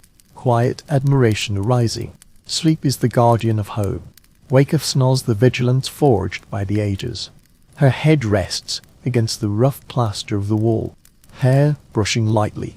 She imagines the villagers' bedtime rituals, gathering early around the hearth after work, sharing the last warm drink, recounting village traditions. Each household reciting brief evening prayers, humming gentle melodies. These sleep rites demonstrate labor from rest, outlining the contours of long winter nights. The hearth fire flickers, shadows stretching across the ceiling. Often I picture children drifting off as parents finish settling them. In the scene, father lowers his voice, gently rousing the mother who smooths the bedding, whispering soothing words to the slumber roused by the cold wind. Night after night, this ritual brings order to the long darkness otherwise. Winter feels endless. The stool scrapes against the floor as fingertips touch the cold earth. The familiar sensation suggests the villagers once gathered at night to share hopes and stories. People describe the unspoken stillness of the village, which always descends at specific moments. In winter, sounds grow quieter, tools were put away. Neighborly whispers echoed through the lanes, while miners first in conserving energy to preserve tranquility. Sleep, the private act, wove the fabric of communal life. Eyes drifted. Window panes trembled in the breeze. The cold wind swept through the winter night, sinking into its latter half. Quieter, warmer. Imagine that moment, the instant of first awakening. sleep-consumed time, prayers for others to keep the fire, lying still in quiet thought, household worries, hopes. A few sparse strokes of pastoral prose mention people's time. Whispered conversation, spouses checking on children, quiet moments forging intimacy day. Rarely permits turning back, shift gently behind fences, chicks, chirp softly merging into the broader village.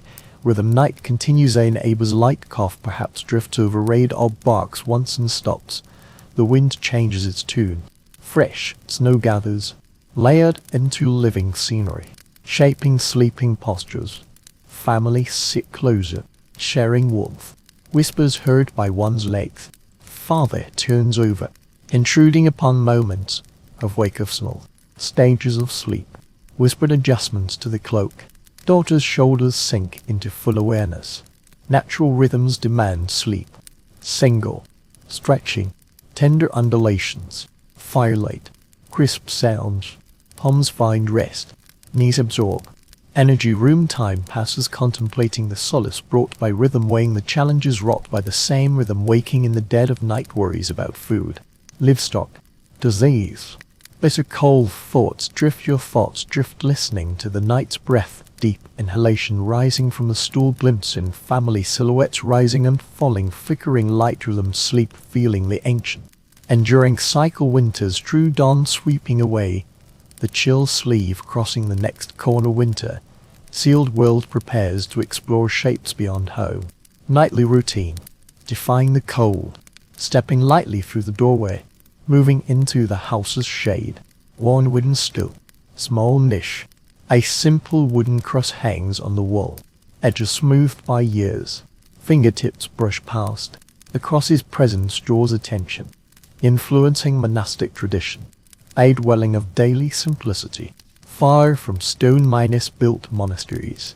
Echoes of monastic discipline shape the family's understanding, nightly endurance in cold minus, where the slumber winters, stillness upon the bench, chill seeping through garments, envision stepping into different winter nights, intimate moments, let thoughts wander through cloisters, monks and nuns maintain silent, within stone chambers colder than village dwellings, gazing upon monastery window frames for centuries, unglazed.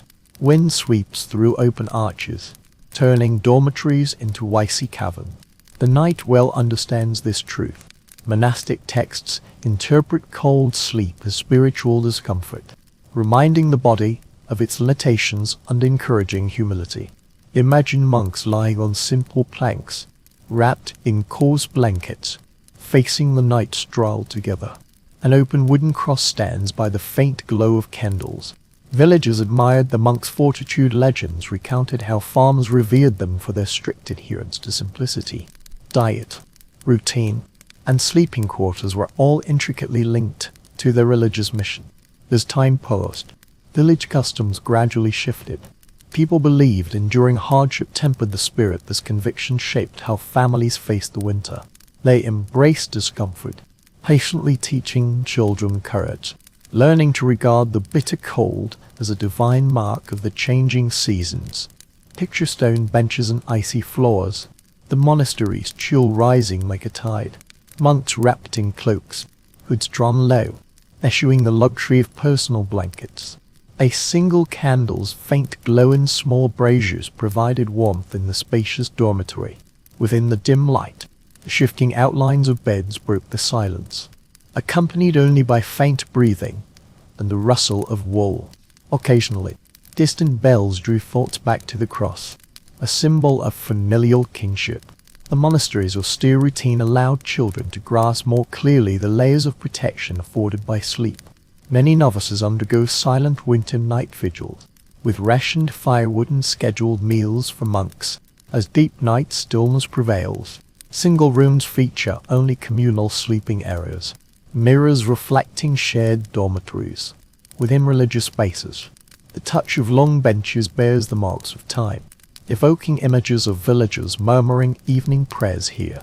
Mild winters offered sanctuary against disease and frostbite, while the church's melodies reminded priests to encourage families to embrace darkness and cold. The doctrine of sacred cycles reinforced the notion that suffering held meaning. whether villagers embraced it wholeheartedly or not. This belief permeated nocturnal customs. Drape cloak. Imagine stepping through temple gates. Twilight descends. Chill seizes. Bells summon monks to evening prayers. Chanting echoes deep within stone corridors. Resonance sinking to the marrow. After prayers, return to cold beds. History records monks observing strict prohibitions. No warming hands or feet. They watch with devotion, resisting comfort's law. Such asceticism, like philosophical truth, gradually permeates the village, becoming a model of temperance. Many families pass down resilient maxims: fortify the body to withstand the cold, escape the creeping sensation. Rubbing wrists recalls the nuns' dawn prayers. Stepping onto icy beds colder than the corridor. Breath condenses into white cloud. Feet silent on stone step. Habit becomes imprinted. Villagers admired the discipline, never envied the circumstances. Leaning against walls to rest, clothes clinging close. Imagining monks resting their heads upon stone pillars, keeping vigil through midnight hours. Breath condensing, frozen fingers trembling, the chill lingering. The image of chanting aids understanding. Winter nights in the villages. Eyes are merely trials, opportunities to demonstrate strength, faith, and resilience. Let the gaze wander through minute cracks, where flowing wood grain holds the weight of years. Memory reminds of spiritual presence, comfort in the cold night, family prayers before sleep, whispered blessings, children's gratitude. The hearth fire sustains life, daytime prayers for protection.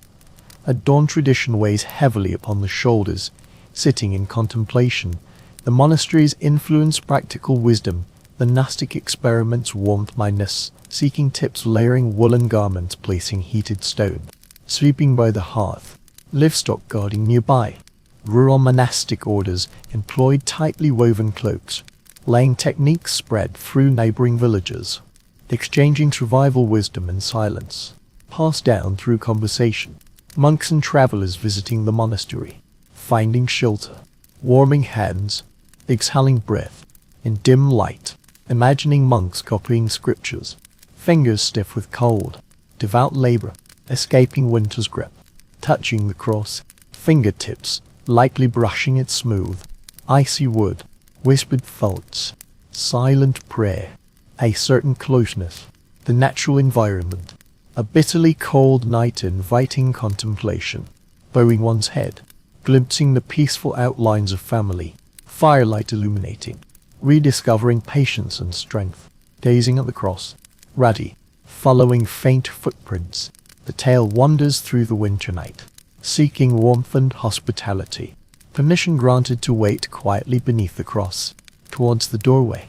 Cold air seeps through cracked, guiding one to the ground. Following the trail of memory, someone stands by the firelight, offering a faint glow.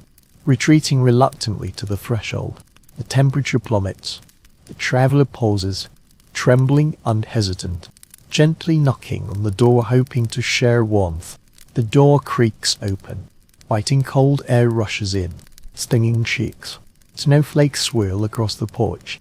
A light breeze etching traces of passage. A moment of silence stretches. The village sleeps. Dark paths still stir. Traveler, messenger, poor wanderer, peddler, moving by moonlight, hoping to reach the settlement where chill retreats. Imagining footsteps, light and broken, shoulders bearing the weight of bundles. Breaths like ghosts drifting, stepping inside, closing the door, turning to gaze at the wanderer's trembling hand. Curtis Wells, seeking shelter. Long miners standing observation preserve the custom of hospitality. The poorest dwellings reserve a small space by the hearth for unexpected visitors, rarely lavish, often sharing rugs, scraps of woolen blankets, passing warmth and moral duty, a community necessity. In some regions, harsh winters proved deadly, refusing travelers stirs and ease. Stepping into the central hall, families slumber upon standing mats. Imagine the scene shifting. A stranger arrives. Father awakens, welcomes the traveler, cautiously probing. The hungry, cold wanderer, welcome and hesitation. An unspoken the guest settles quietly by the hearth, respecting the fragile equilibrium. Warmth fills the room. The father rises, nodding slightly, gesturing for the traveler to sit by the dying fire. Resting, the warmth gently envelops, offering hazy solace. Grateful, the traveler feels a sudden shift in their body, exhaling slowly to let the warmth seep into their icy fingertips. Imagine the wafer's worn, stiff hands, grips his staff, sheds his worn boot, bearing frozen toes. Piercing pain. Rarely do medieval travelogues mention a stranger's silent tears upon reaching the hearth. The long winter journey is heartbreaking. The scene falls, silent tears fall. Frost, stinging the face, the relief of arrival. He gently rubs his arms, imagining family, making space, quietly drawing near, perhaps sharing a blanket, clasped tightly. A bowl of clear broth brought. A piece of hardened bread softened by warm liquid. Generosity in winter seldom signifies abundance, but sharing scarcity. Many villagers believe hospitality brings good fortune. Country law suggests refusing a traveler on a cold night invites misfortune. Truth and belief vary by community. Rising towards the hearth, the traveler kneels, sits to rest, hands stroking the embers. The glow welcomes imagined visitors curled beside, wrapped in tattered cloaks, listening to gentle breathing. Sleeping family members trust the home, another creating tender silence. Within that stillness, footsteps, a stranger bearing stories, secrets, troubles, imagined tales slowly emerge. Perhaps the stranger's whispering tone, warmth regained, father awakened, inquiring about the traveler's purpose, mother checking on hungry children, curiously lifting the edge of the quilt. Interactions shaped countless winter nights. Generations of travelers exchanged news, discussed weather, perilous roads, distant lands.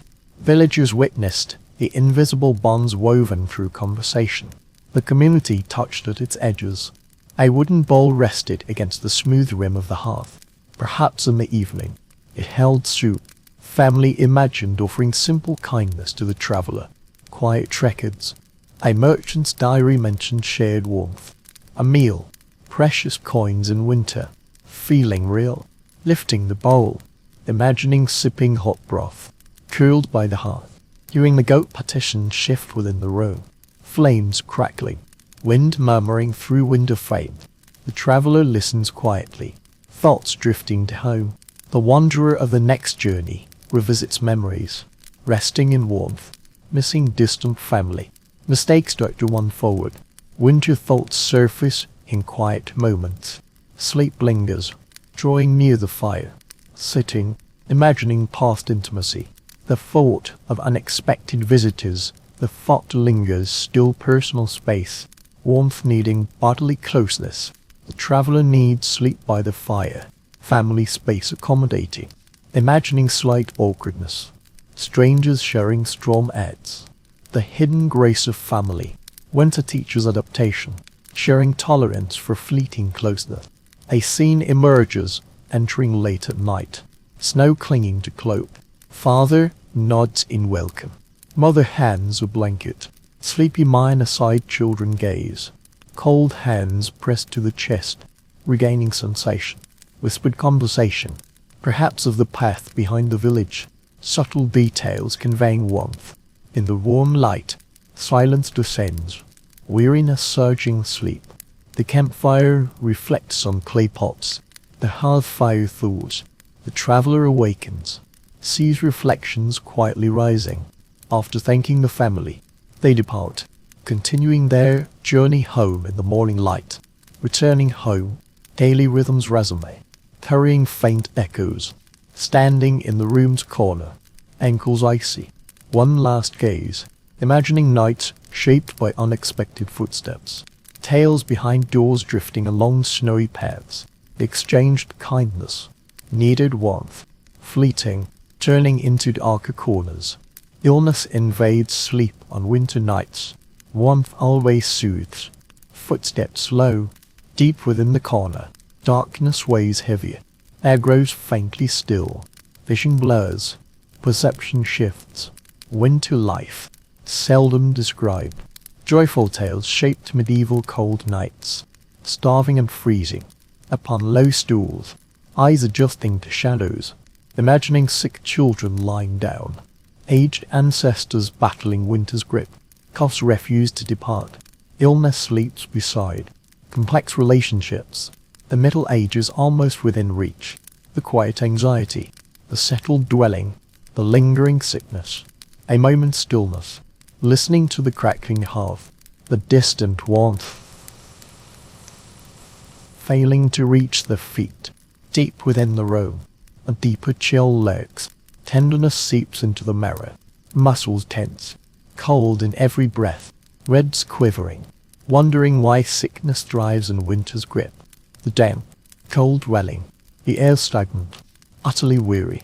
The body constructs a perfect bed for coughs and fever. Long nights of worry touch the cloth bundle. The low straw mat. The coarse fabric that ought to be warmer. Surely someone has just slept here. The imagining mother sitting on a stool for hours, applying damp cloths to the child's forehead, murmuring soothing words, familiar tremors. Medieval healing notes record how families tended simple gestures for the ailing, warm drinks, layered blankets, gentle rubbing of hands and feet, whispered prayers. In winter, there were no professional healers. Each household relied on one another. Fingers slid beneath the blanket over the uneven straw mattress, tossing and turning. In the seam, a child coughs awake minutes later. Parents sigh wearily. Sleepless all night. Winter illness. Sleepless nights by the sickbed. The rhythm of the night has shifted. No longer steady breathing. The room fills with faint wheezing, nasal whimpers, and whispered soothing. Lifting the earthenware cup, a faint herbal scent drifts from the haystack. Perhaps an earlier concoction of simple remedies. Thyme, honey, mulled wine, a country remedy to soothe pain. Raising the cup to the nose, a faintly sweeter aroma lingers. In memory, the warm drink brings the warmth of herbs. Beyond the flickering firelight, a small cloth pouch hung by a wooden peg on the wall. Removing it, I gently squeezed the dried chamomile, releasing its fragrance.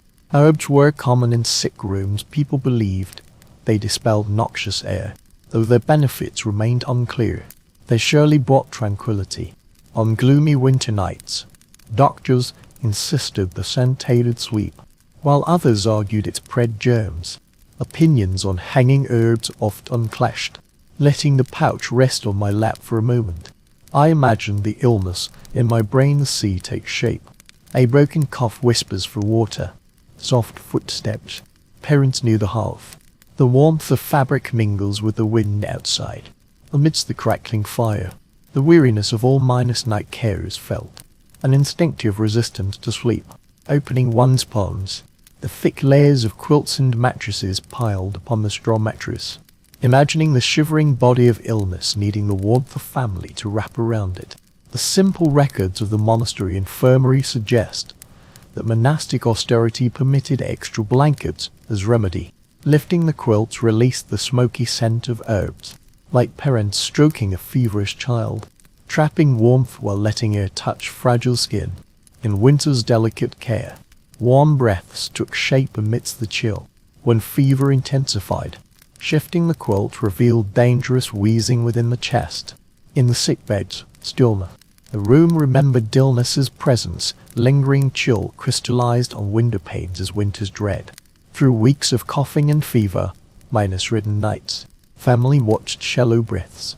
The ailing one rises slowly, staggering to the straw mat upon the small wreck.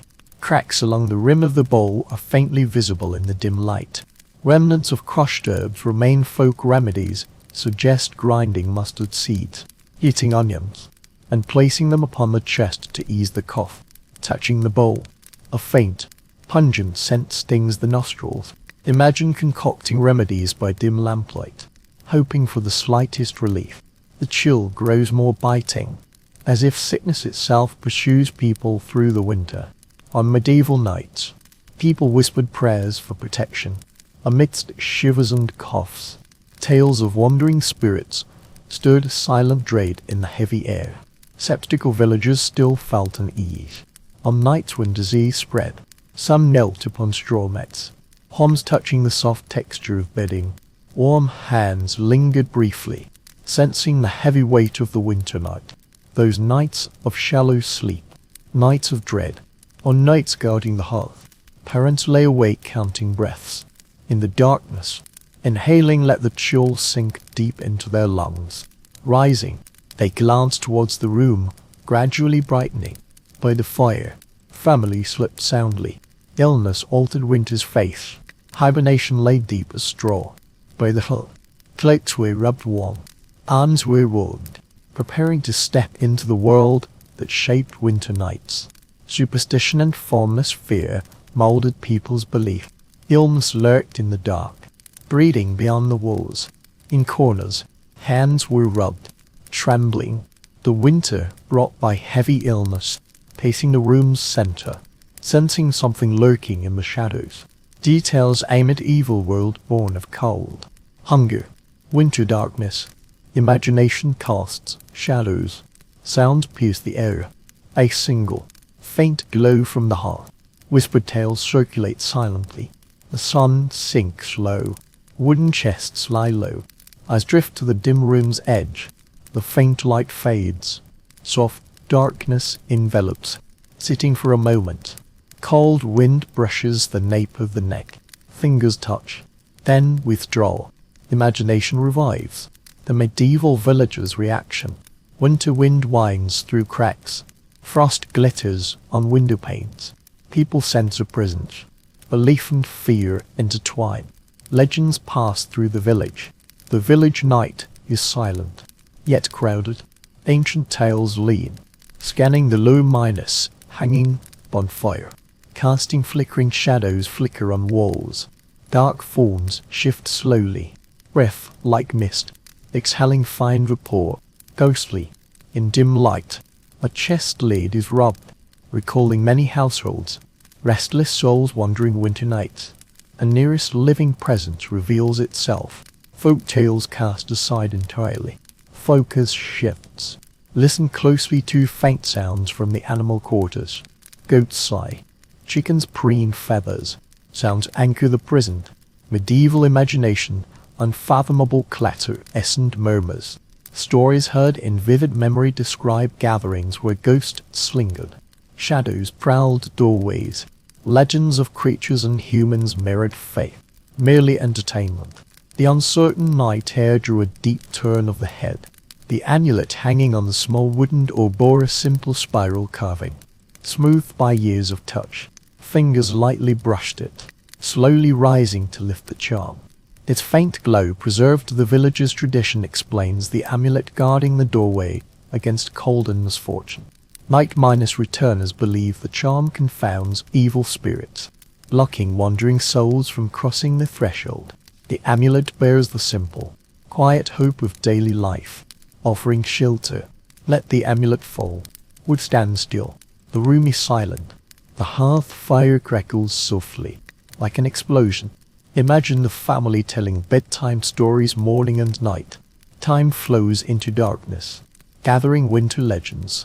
The traveler is followed by a ghost wandering. Lanterns drift across snow-covered fields. Creatures loathe the warmth of shadows. Tales warn children, explaining strange winter occurrences. Living traditions, layered through centuries. Return home, in the room's center. Lowered grass minus light. The stove gazes at the faint glow. The charcoal's shape shifts constantly, opening small red lips to whisper. Tilting the head, half minus asleep, interpreting the fire's illusions. Weariness lets thoughts drift, understanding people's confusion. Shadows shift in the corners, utterly still. Firm belief in winter nights. Darkness sharpens the boundary between life and death. The living and the dead wrap cloaks tightly, shoulders trembling slightly. Silence deepens. Hands probe the cold earth. Superstition brings comfort. Fear that someone might light a candle. Herbs placed by the hearth, by the window. merely to ward off unseen threats. Claiming mastery over the unknown. Gentle explanations. Pastoral poems hinting at rituals. People expect immediate results. Feeling the loneliness and cold. Fulfilling duties. Noticing a small cloth bag by the hearthside. Pulled out. The rosemary's fragrance wafted. Herbs revealed. Legends of protection. Believing they could purify the errant, banish nightmares. A smile. Pondering. Perhaps deliberately placed by family. Forgotten for months. A small promise of safety lying quietly on the floor. Carefully bright aired. As the firelight dims, shadows lengthen. Winter nights stretch. Time unfurls. Imagination wanders.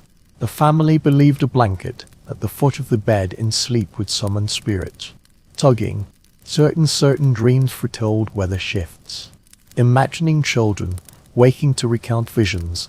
Mother listening calmly. Gently explaining dreams are harmful. Repeated thrice. Belief and pattern intertwined. A sense of ritual takes root, aiding the family through unseen fears. Gazing at the window lattice. The soft noxecu branches brush the wall outside. Wind shifts. Ice moves. Medieval imagination imbues sounds with mysterious possibility. They say winter sprites knock at windows to test courage. Feeling the slight prickle at the nape. One knows the power of story. As family breaths soften at sleep's onset. Untouched shadows whisper and grow. Uncertain fears and slumber coexist with the night's gentle weave. Embers in the hearth flicker. Like blinks a strong Inus woven hand sweeps the dim corners last. The magic of the door's hanging pouch flickering. In the exhalation, stillness is felt. Superstition shapes the terror tales of hibernation, helping people sense their connection to the other world. Fully grasping the stillness, step forward, letting shadows fade behind. Ready to explore the mysteries of hibernation. Touch the youngest family member, shaping the first memories that linger a lifetime.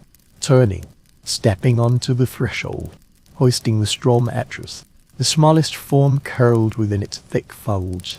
Woolen patches and linen cloth. The fire's faint glow cast an orange soft light through the cradle, gently brushing the child's cheek. Rosy cheeks shared warmth. Delicate breaths condensing into wisps of cold air. Kneeling cautiously, laying gently. Silence enveloping the sleeping child. Winter's tenderness. A fragile moment. The chill hesitates to touch the coarse bedding. A palm gently strokes the straw pillow. The warm floor supports the outline of the small body. A child at night, in the coldest winter of the Middle Ages, sleeps close to parents and siblings. The narrative of every household reveals that young lives seldom sleep alone, especially in the coldest months. Warmth is pressure. Fragility stares at the tiny chest rising and falling. Only then can one truly grasp the profound meaning behind familial arrangements, placing young lives at the warmest core of the embrace. Closer still, mind not to disturb the elder's sigh. Lips parting, warm breath misting the bedding. Young hands pressed to cheeks, curled fingertips clutching tiny dreams. Feeling the blend of tenderness and stillness in the air. Love's necessities. Winter's affection becomes the anchor of survival.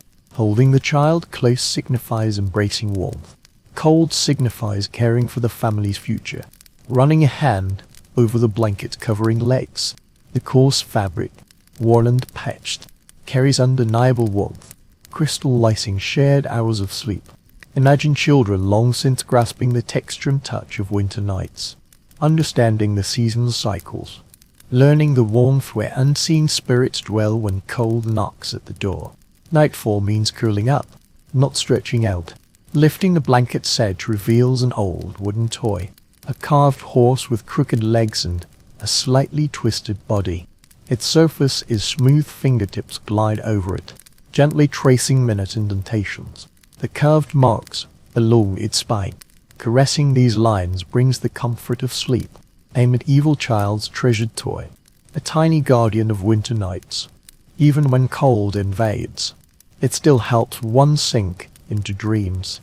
gazing at the child's rising unfalling quilt. It resembles warm summer fields in dreams, the warmth of freshly baked bread, the laughter of barefoot running, the shivering fear of frostbite, the text of childhood memories. Adults recall the first winter, filled with the oppressive warmth of touch, the intense heat of family intertwined with biting cold, the frozen tip of the nose, the restless tossing and turning. Those memories, tempered by the passage of time, shape the essence of a person. The first touch. Fingers trace soft indentations in straw mattresses bearing tiny bodies. Nightfall brings parents smoothing straw, whispering lullabies to still the child. Feet tucked deep beneath blankets, pressed close to parental warmth. Winter teaches discerning the child's trembling. Distinct voice. Children require extra layers. Must draw near the hearth. Illness threatens harmonious slumber. The children draw closer, their shared warmth touching each other's palms. Innocence stands, stark contrast to the surrounding chill. At dawn, pink nose tips, tousled hair, wiping frost from lashes. Perhaps giggles too. Warm breath condenses into mist in the air. Children curious about the hardships of adulthood. Winter's chill bites, yet carries a playful edge. Tiny bodies wrapped in safety. The warmth of family, gazing at the blurred pictures on the wall. Simple shapes shimmered in the dim light, amidst faint knife marks and stone carvings. Circles, animals, perhaps stars. Smiling thoughts accompanied the children to sleep, letting imagination rest peacefully along the outlines. These descriptive fragments are memories of winter night in early childhood. A vast mystery, the shadow of a tender young soul, becomes the firelight of stories, gently accompanying sleep. Sleep sinks into a warm pocket, while the cold world of dreams leans lightly outside. The young body turns, tilting its head, burying its face deep within the bedding. A soft sound slips from the lips. They sigh, a whisper. After a moment of focused gaze, peaceful breathing returns. The child's resilience in winter's chill requires care. Parents patrol the night, frequently checking as darkness deepens, securing the bedding, ensuring no drafts. A tender touch along the quilt's edge. As they grew older, a gentle tug at the fabric on their shoulders, a rustle felt, a sense of protection against the cold, a quiet comfort between the walls. The firelight faint and hazy. The child slept soundly. The winds murmur distant, like a low chant. The ritual of the eternal night. Countless winters, countless home. The child slept through the cold season. The season carried intimate affection, slowly rising, rising cautiously. The faint breath continued its steady rhythm. A gentle, soothing gaze.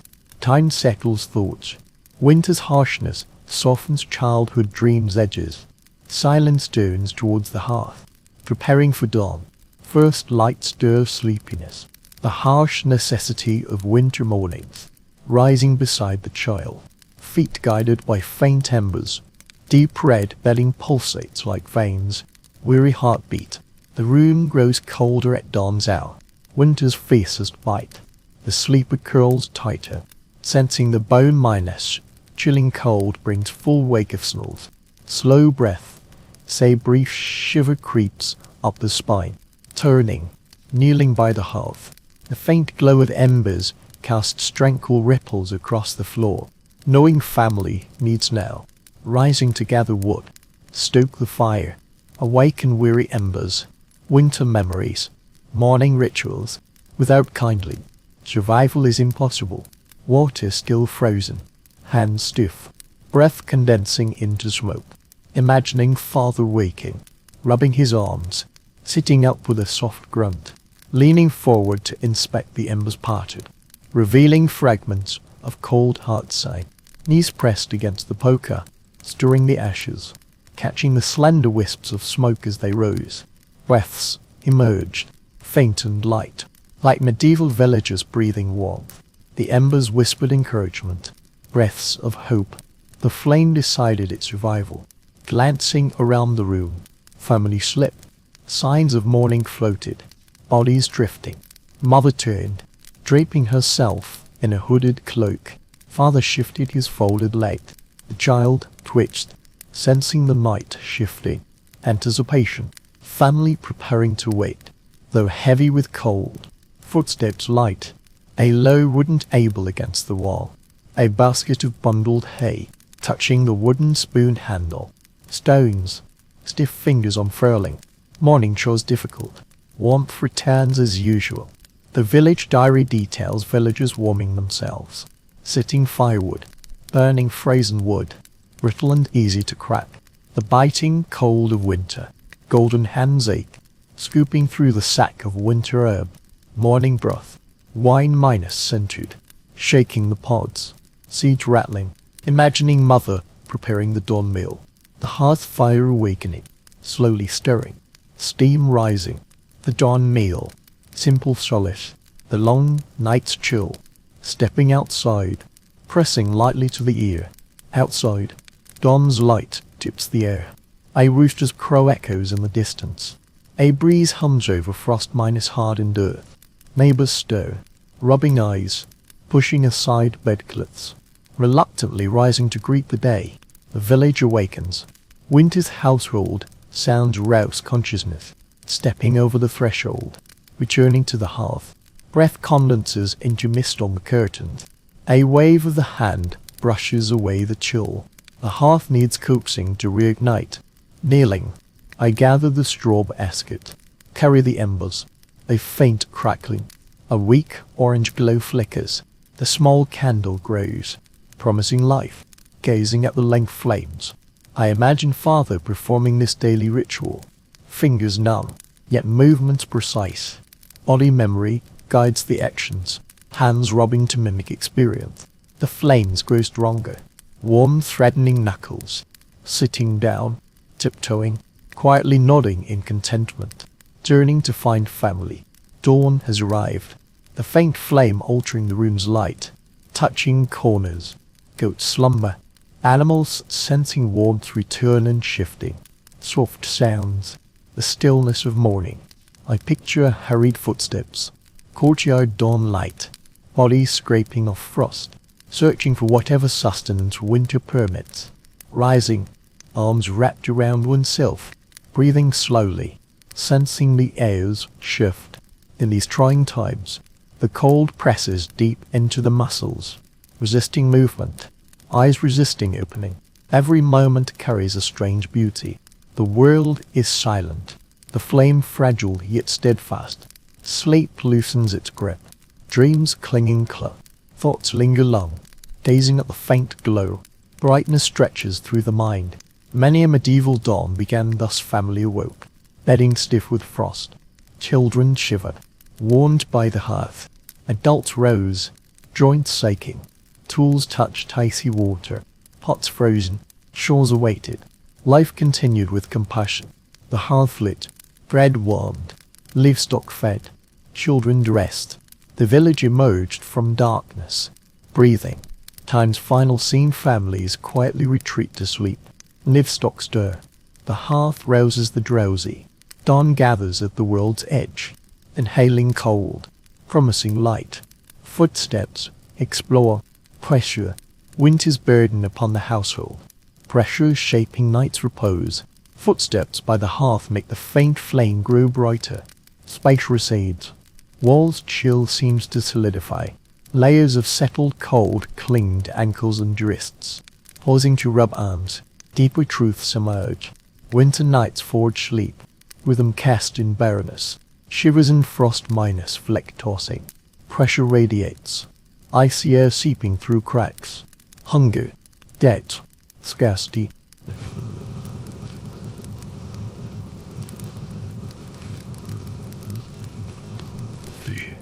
Darkness woven deep within.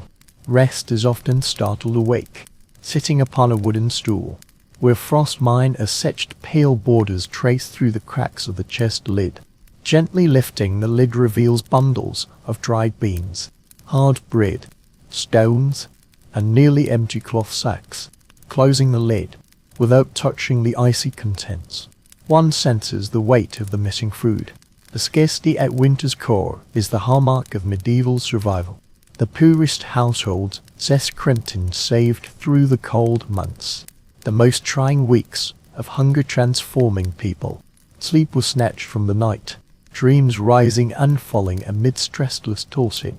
Warm bedding felt thin, breaths grew slow, lying on the straw bedding, imagining the dull ache of an empty stomach, imagining children waking from hunger and cold, sleep fading. A hand rests upon the belly, almost anticipating its hollow feel. A whisper acknowledges the silent truth. Survival is a contest against winter. Warmth and nourishment. The body endures sufficient cold. Food grows scarce. Breaths grow heavier. Chairs shift. Tools leaning against the wall are stacked askew. Hoe handles snap. Wooden rakes lose teeth. Basket trims tear. The silent tools reminded her that labor had truly ceased. Taxes paid. The Lord awaiting Corville Aber. Frost covering the fields. The hoe handle biting into her fingers. Numbness in her fingertips when gripping the hoe at dawn. Breath condensing in the air.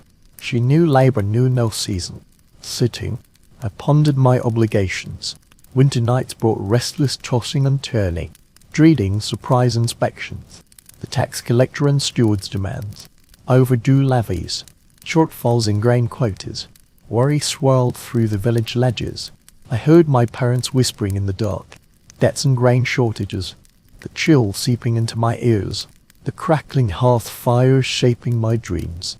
Fear creeps through the house. I pace to the small alcove, where the basket of scraps and wool is nearly bare. Kneeling, I sift through the clippings, touching the patches on garments, awaiting spring's arrival. Winter tears the fabric, children grow swiftly, sleeves frayed, soles thinner, longing to gather wool scraps, rubbing fingertips, imagining mother by the hearth late at night, mending a child's cloak in need repair, turning at dawn to listen to the steady breaths of sleeping family, sensing the tension beneath the calm posture. Poverty shaped the depth of slumber. Medieval weariness permeated the entire season. Bodies seldom truly recovered. Thoughts sank quietly into the chest, feeling the soft take, constantly navigating warmth, hunger, responsibility. The cold wind sighed through cracks, tightening the cloak, gazing more intently into the corner. The family's treasured box. Coins drew near, lifting the lid. Copper pieces inside, barely enough to exchange for a little. Coins represented hope, opportunity, bread, grains of salt. The market, imagining father by counting by firelight, deciding useless, saving for emergencies, whispering decisions. Wife, children asleep, sounds, worries, gently stroking the wooden box lid, closing it softly. Choices forged by poverty. Heavy, sleep becomes weighing, warmth from the blanket rising, waiting, burning wood for warmth, saving, deeper winter, food barely filling the stomach. Questions, wandering villages, building nests at night, dreams, weaving, awake moments, seated upon the family straw mat, gazing at sleeping children, turning, murmuring softly, barely discernible. Mother draws nearer. The touch of poverty strengthens bonds, the way families lean upon each other. Modern life seldom demands such intimacy. Night's warmth and solace grow scarce. Kinship becomes a fleeting shelter. Listening intently to the house's creak, the faint whimper of rafters, and the wind's soft murmur, the sleeper hears the invisible pressure pressing inward, the heavy burden of hunger, the harsh weather, the weight of 2-2 list. When morning comes, the pressure lifts slightly, eyes open in the cold mist, dawn concealing the horizon.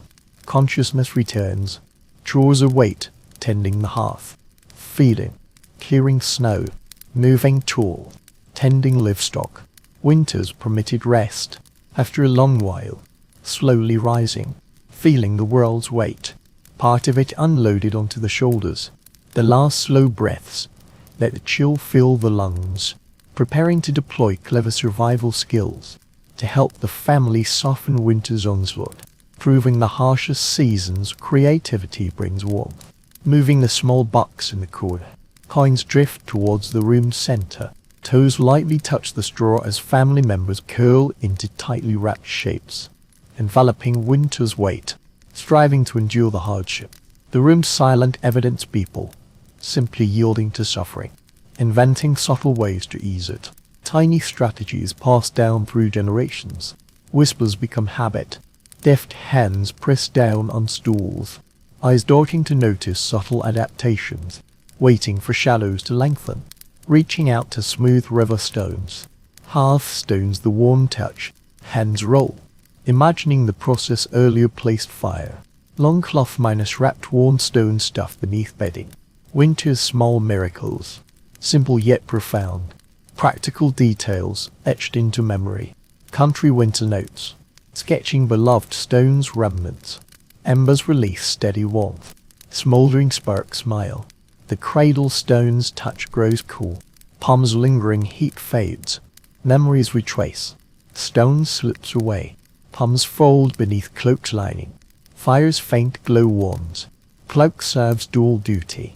Winter shelter for villagers, bracing against biting winds. Daylight becomes bedding. Night unfurls cloak. Legs sink into weight, trapping precious warmth. Households mend woolen linings, creating makeshift insulation. Fingertips trace edges, feeling uneven stitches. Threads telling tales of survival. Stool legs, plank walls raised to inspect shapes. Furniture serves as simple partitions. Rough planks bound with hemp-root. Imagine sleeping spaces carved from edges. Impoverished households weave straw mats, constructing small windbreaks. Mattresses conceived to blunt the chill, lock in warmth, make sleeping quarters feel sheltered. Slats erected, instantly sensing air currents, subtle shifts. True microminus innovation makes slung cold nights bearable. Glancing slightly, cloth minus wrapped door conceals leather minus bound object. Pulling it free reveals a distended bladder. Bound and lifted, hands feel its weight. Faint warmth. Clever winter tale describes villagers using hot water to warm water bottles for beds. Nightly slow cooling providing hours of comfort. Gently squeezing the bottle. Palms retain lingering warmth. Picture children clutching it for warmth. The bottle feels heavy. The pot lid slightly cracked. Smoke minus stained. The water bag cools slowly overnight, offering hours of comfort. Pressing it gently. Warm fingers in the palm. Picture a child clutching it for warmth. Heavy as it is, the pot lid lifts slightly, revealing a thick, savory broth clinging to the smoked pot bottom. Households simmer it through the night. The rising warmth, nourishing body and soul. As the pot warms, the room temperature rises slightly, and the familiar savory aroma evokes evenings spent gathered around the stove with family. Dips stale bread into the broth, letting the warmth carry you into sleep. Step to the window where the shutters rattle. The cold wind brushes the door latch, its chill seeping in. Cloth strips wedged into window frames form makeshift windbreak. People stuff fabric, straw, and moss into door and window crevices for temporary sealing, blocking the cold air's intrusion. Pressing the windowsill, one senses the faint airflow, a small victory for the fabric barrier. In the depths of winter, such minor triumphs are precious indeed. Crossing the room, kneeling on a worn blanket, lifting the heavy cloth cover, the key to winter night's sleep. It shields the head, locks in warmth, and blocks the cold wind, blocking the wind's whinge to avoid startling restless sleepers. The whole family sleeps wrapped within the cloth canopy, lifting its edge. Hair touches the instant warmth enveloping the ears, gently cradled. Soft murmurs, fingers gently withdrawn, probing within. The reed mat is woven finely, examining its texture closely. The reed mats hung in every household trap warmth during sleep. The mat acts as a thin wall, reshaping air currents to form pockets of warmth. A gentle lift of the curtain, a light brush of the gauze, simple yet effective. Warmth rises slowly.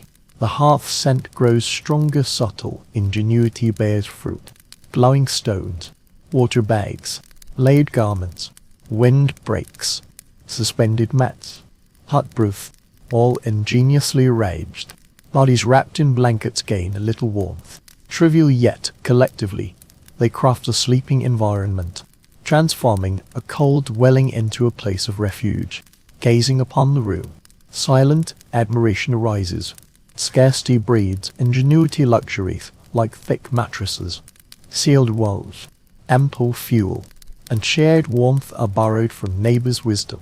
Travelers inherit monastic traditions, skills honed through years, crystallizing into the subtle art of winter survival.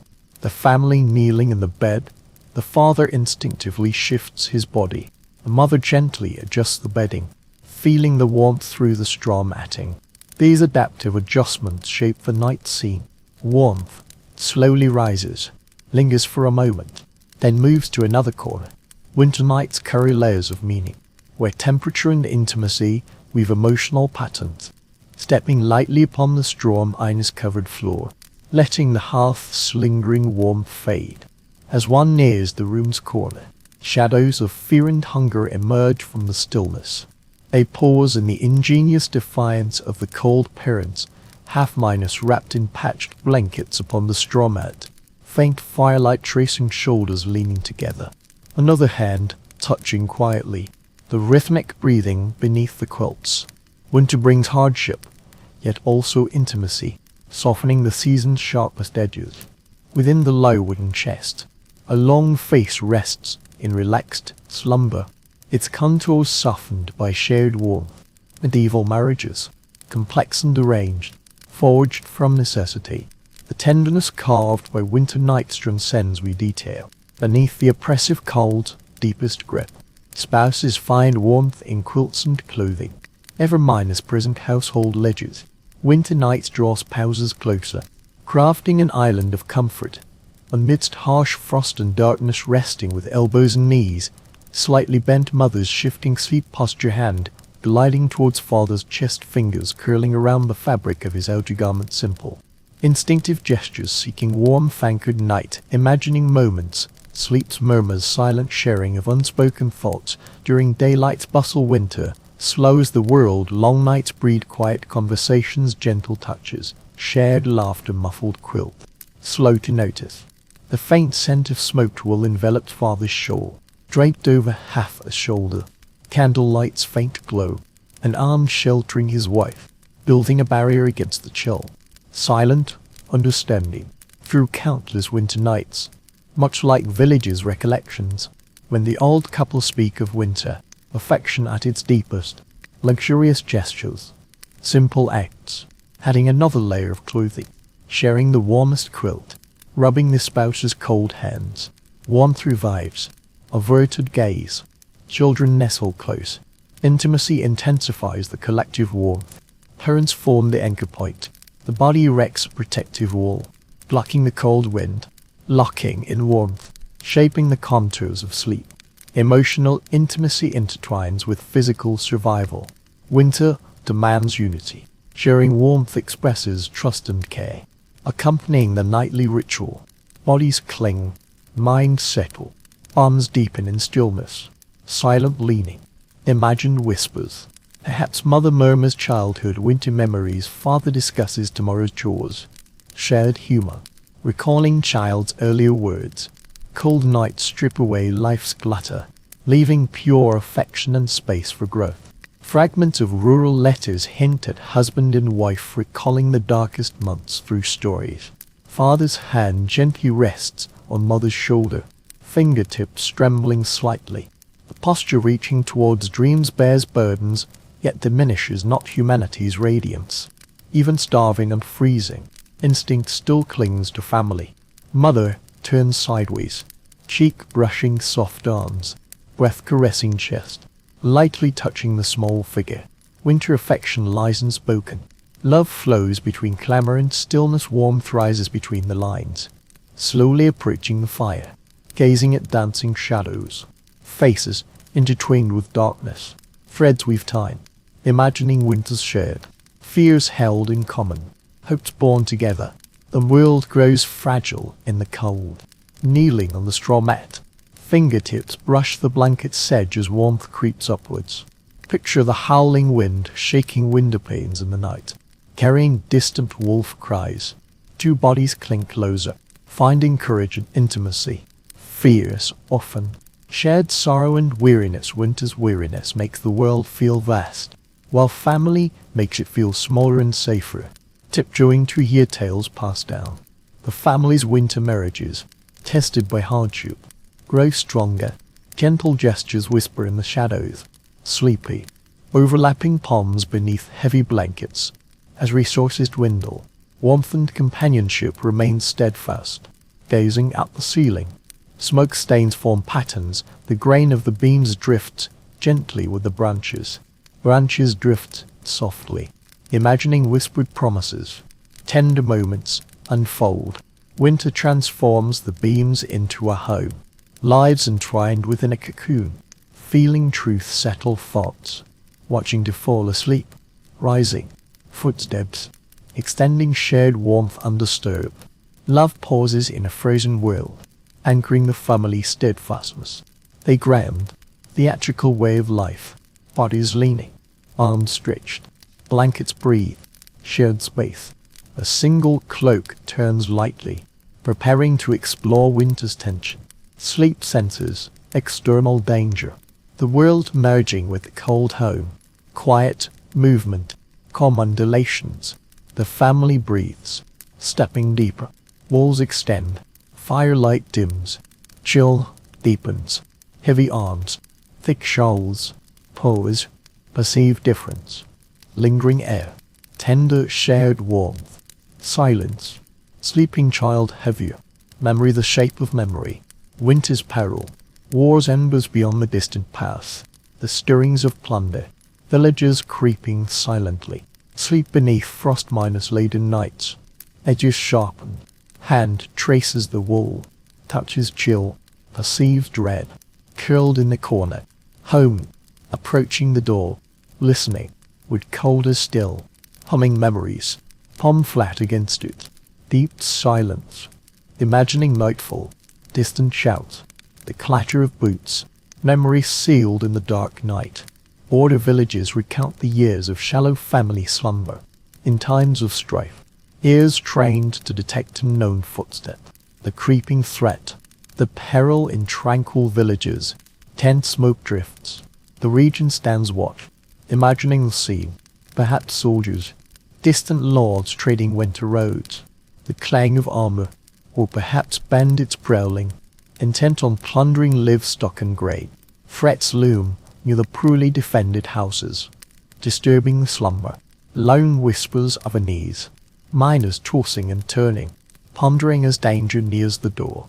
Dawn returns to the hearth, letting warmth brush the knees. Imagine the father sitting up at night, anxious, listening intently. Threats echoing. Family members clutching wooden tools as makeshift weapons. Breath condensing in the cold air. Vigilance unceasing. Sleep fleeting. Shallow waves churning. As half miners open, kneeling by the hearth, touching the embers. The glowing light reflecting on fingertips. Reminding of the vital light. In turbulent times, the dark night conceals all. The faint glow of the hearth draws boundaries, constructing a winter sanctuary. Villagers keep the hearth burning. Unlit rooms hung heavy with unease, fragile as if abandoned. Imagining the sound of father adjusting the firewood louder to scare off lurking danger. Mother lay on the straw mat, arms wrapped around the sleeping child. Airs strained for unusual shifts in the wind. The creaking of the house disrupting its usual rhythm. Instinct compels protection of the child. Rising to investigate the faint sound. Thoughts waver between dread and hope, envisioning peril while praying for nightfall. Rising to inspect the window ledge. A faint scratch marks its base. Fingers trace the line slowly, a sign of everyday wear. Night falls. The window shutters are hastily closed, fearing lurking danger. Local reports describe people nailing extra boards over windows as conflict spreads to neighboring towns. Home becomes a small fortress. Taking a deep breath, she moves to the door, pressing her ear against the wooden panel, listening to the wind. A voice chilling to the bone, imagining heavier sounds, troubled ears, dog bark, startle, fierce silence, was imagining night, family, whispering children, sense tension, curling the rooms, scent a straw bed lower, feeling cold rising floor, instinctive longing, knees pressed tight, realising sleep, apart, family world, thinned oars, eighth, in blanket. Winter, testing resilience, warm magnifying hardship, sitting, letting truth's weight sink into the marrow. Eyes closed, imagining winter, distant flames lighting the horizon, foretelling barns burning, livestock stolen, father waking, listening for signs of approaching danger, mother preparing, gathering children.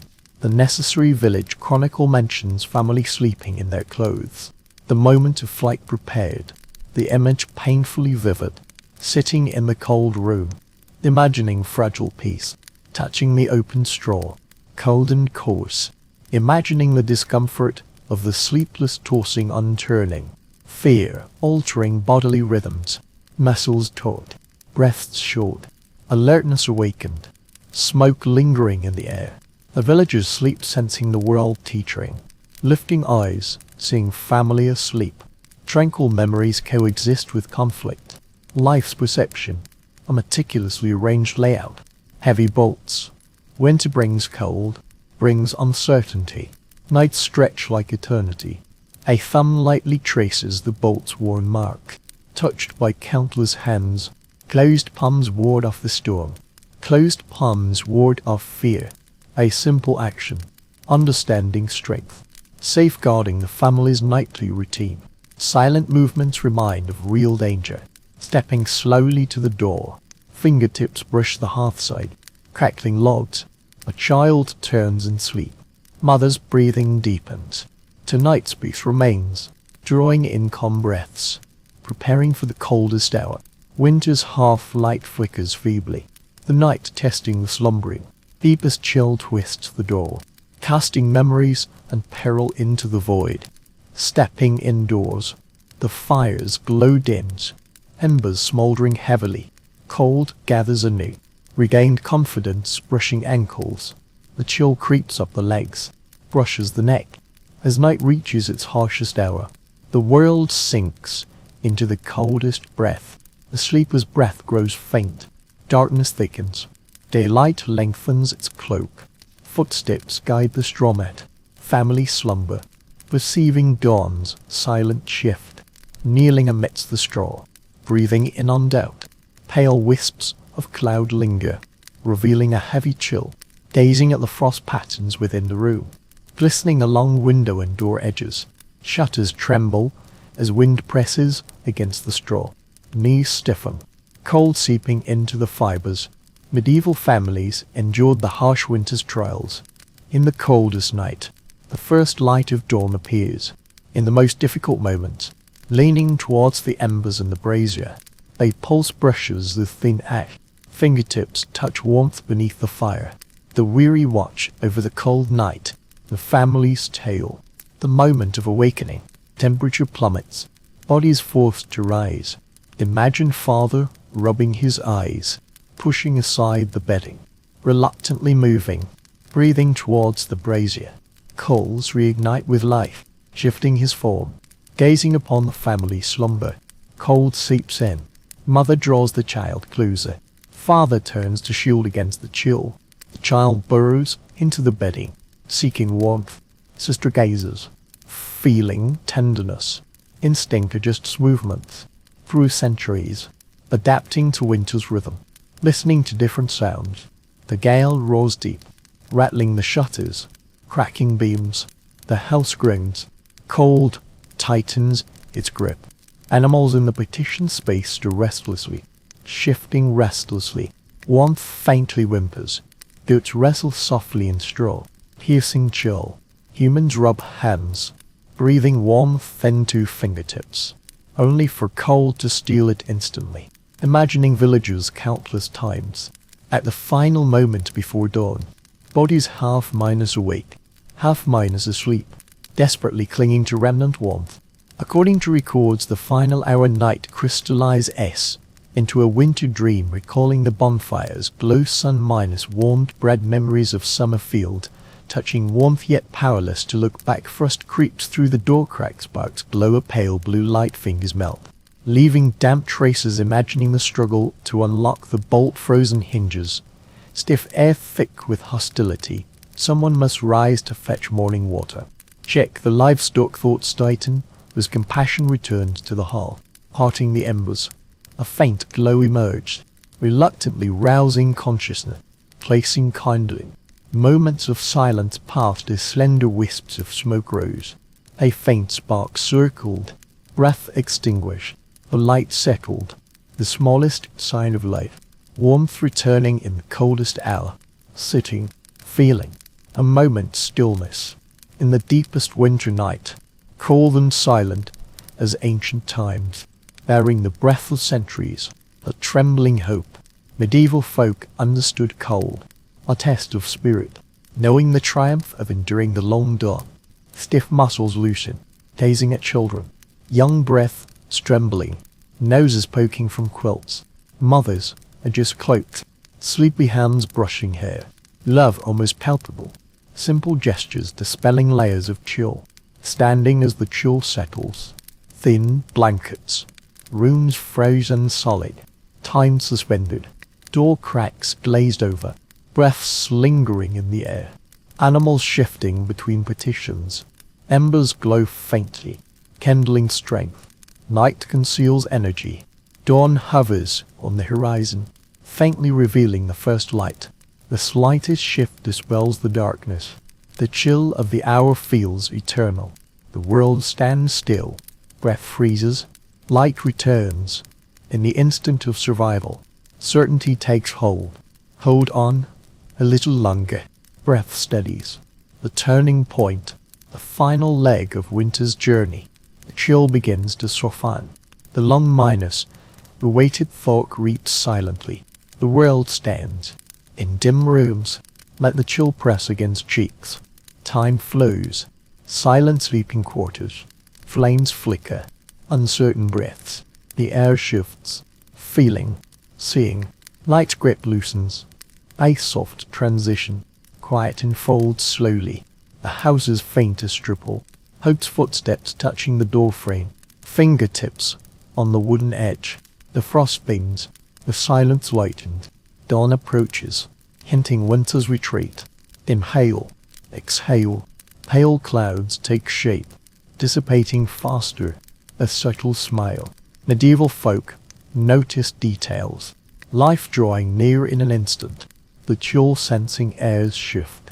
Knowing deep winter start. Curved sunlight reaches the sky. Repeated observation. Rural seasonal notes.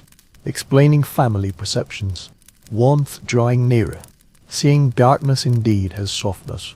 The wind indeed grows gentle. The house meets the bolt. Resistance rises. The deepest frost clings to the frame. Thaws the knuckles. Listening intently. The wind turns mellow. Its rhythm lengthens. Sharp and biting. Slow and patient. An endless battle of weariness. The house hears faintly. Melting frost dripping.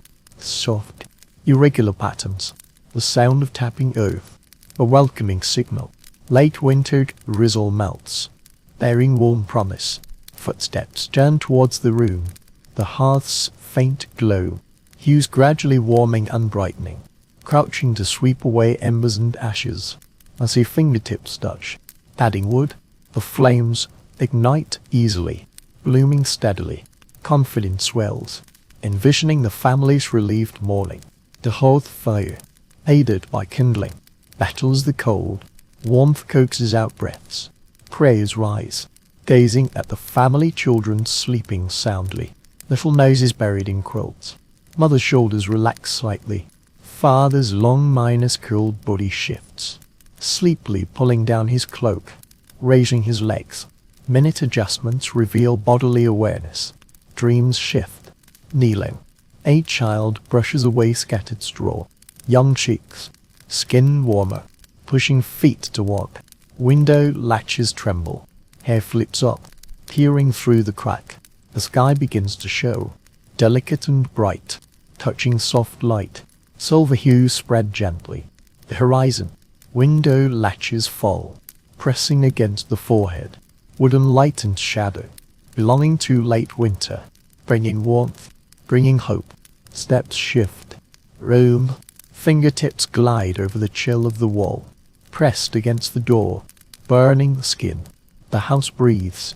A scene emerges. Villagers awaken at dawn, exchanging silent smiles, grateful for small comforts. Family celebrations. Opening the window lattice wider, letting Livestock stretch briefly, pausing briefly by the doorway, breathing in the mild air. Blessings return. The hearth settles, stools unfold, hands feel the stove's warmth, palms immersed. Imagining winter nights, teachers want to cherish small comforts. A warm cup of soup, morning frost, a mild day, gentle breeze, strolling through fields, fearing the slightest chill, shaping hope, gratitude, glimpsing family awaken. Father rises, stretching, groaning, surprised his joint pain eases. Mother opens eyes, arms embracing a child, still dreaming, breath misting the heavy air. Child sits, sleepy smile, hurrying to see frost receding. Animals in the lane, distant yet lighter, restless, lifting the jug by the stove. Water flows freely, breaking the long miner's frozen thick shell of ice. Laughter, simple joy, everyday small miracles. Water cracks fingers. Water pours down. The family welcomes change, release sinking deep into the heart. In the final room, straw blankets like cloaks, worn stones undone, a wooden cross, fine scratches upon the shutters, the hearth fire flickering with confidence. Countless winter nights witness struggle and tenderness, fear and wisdom.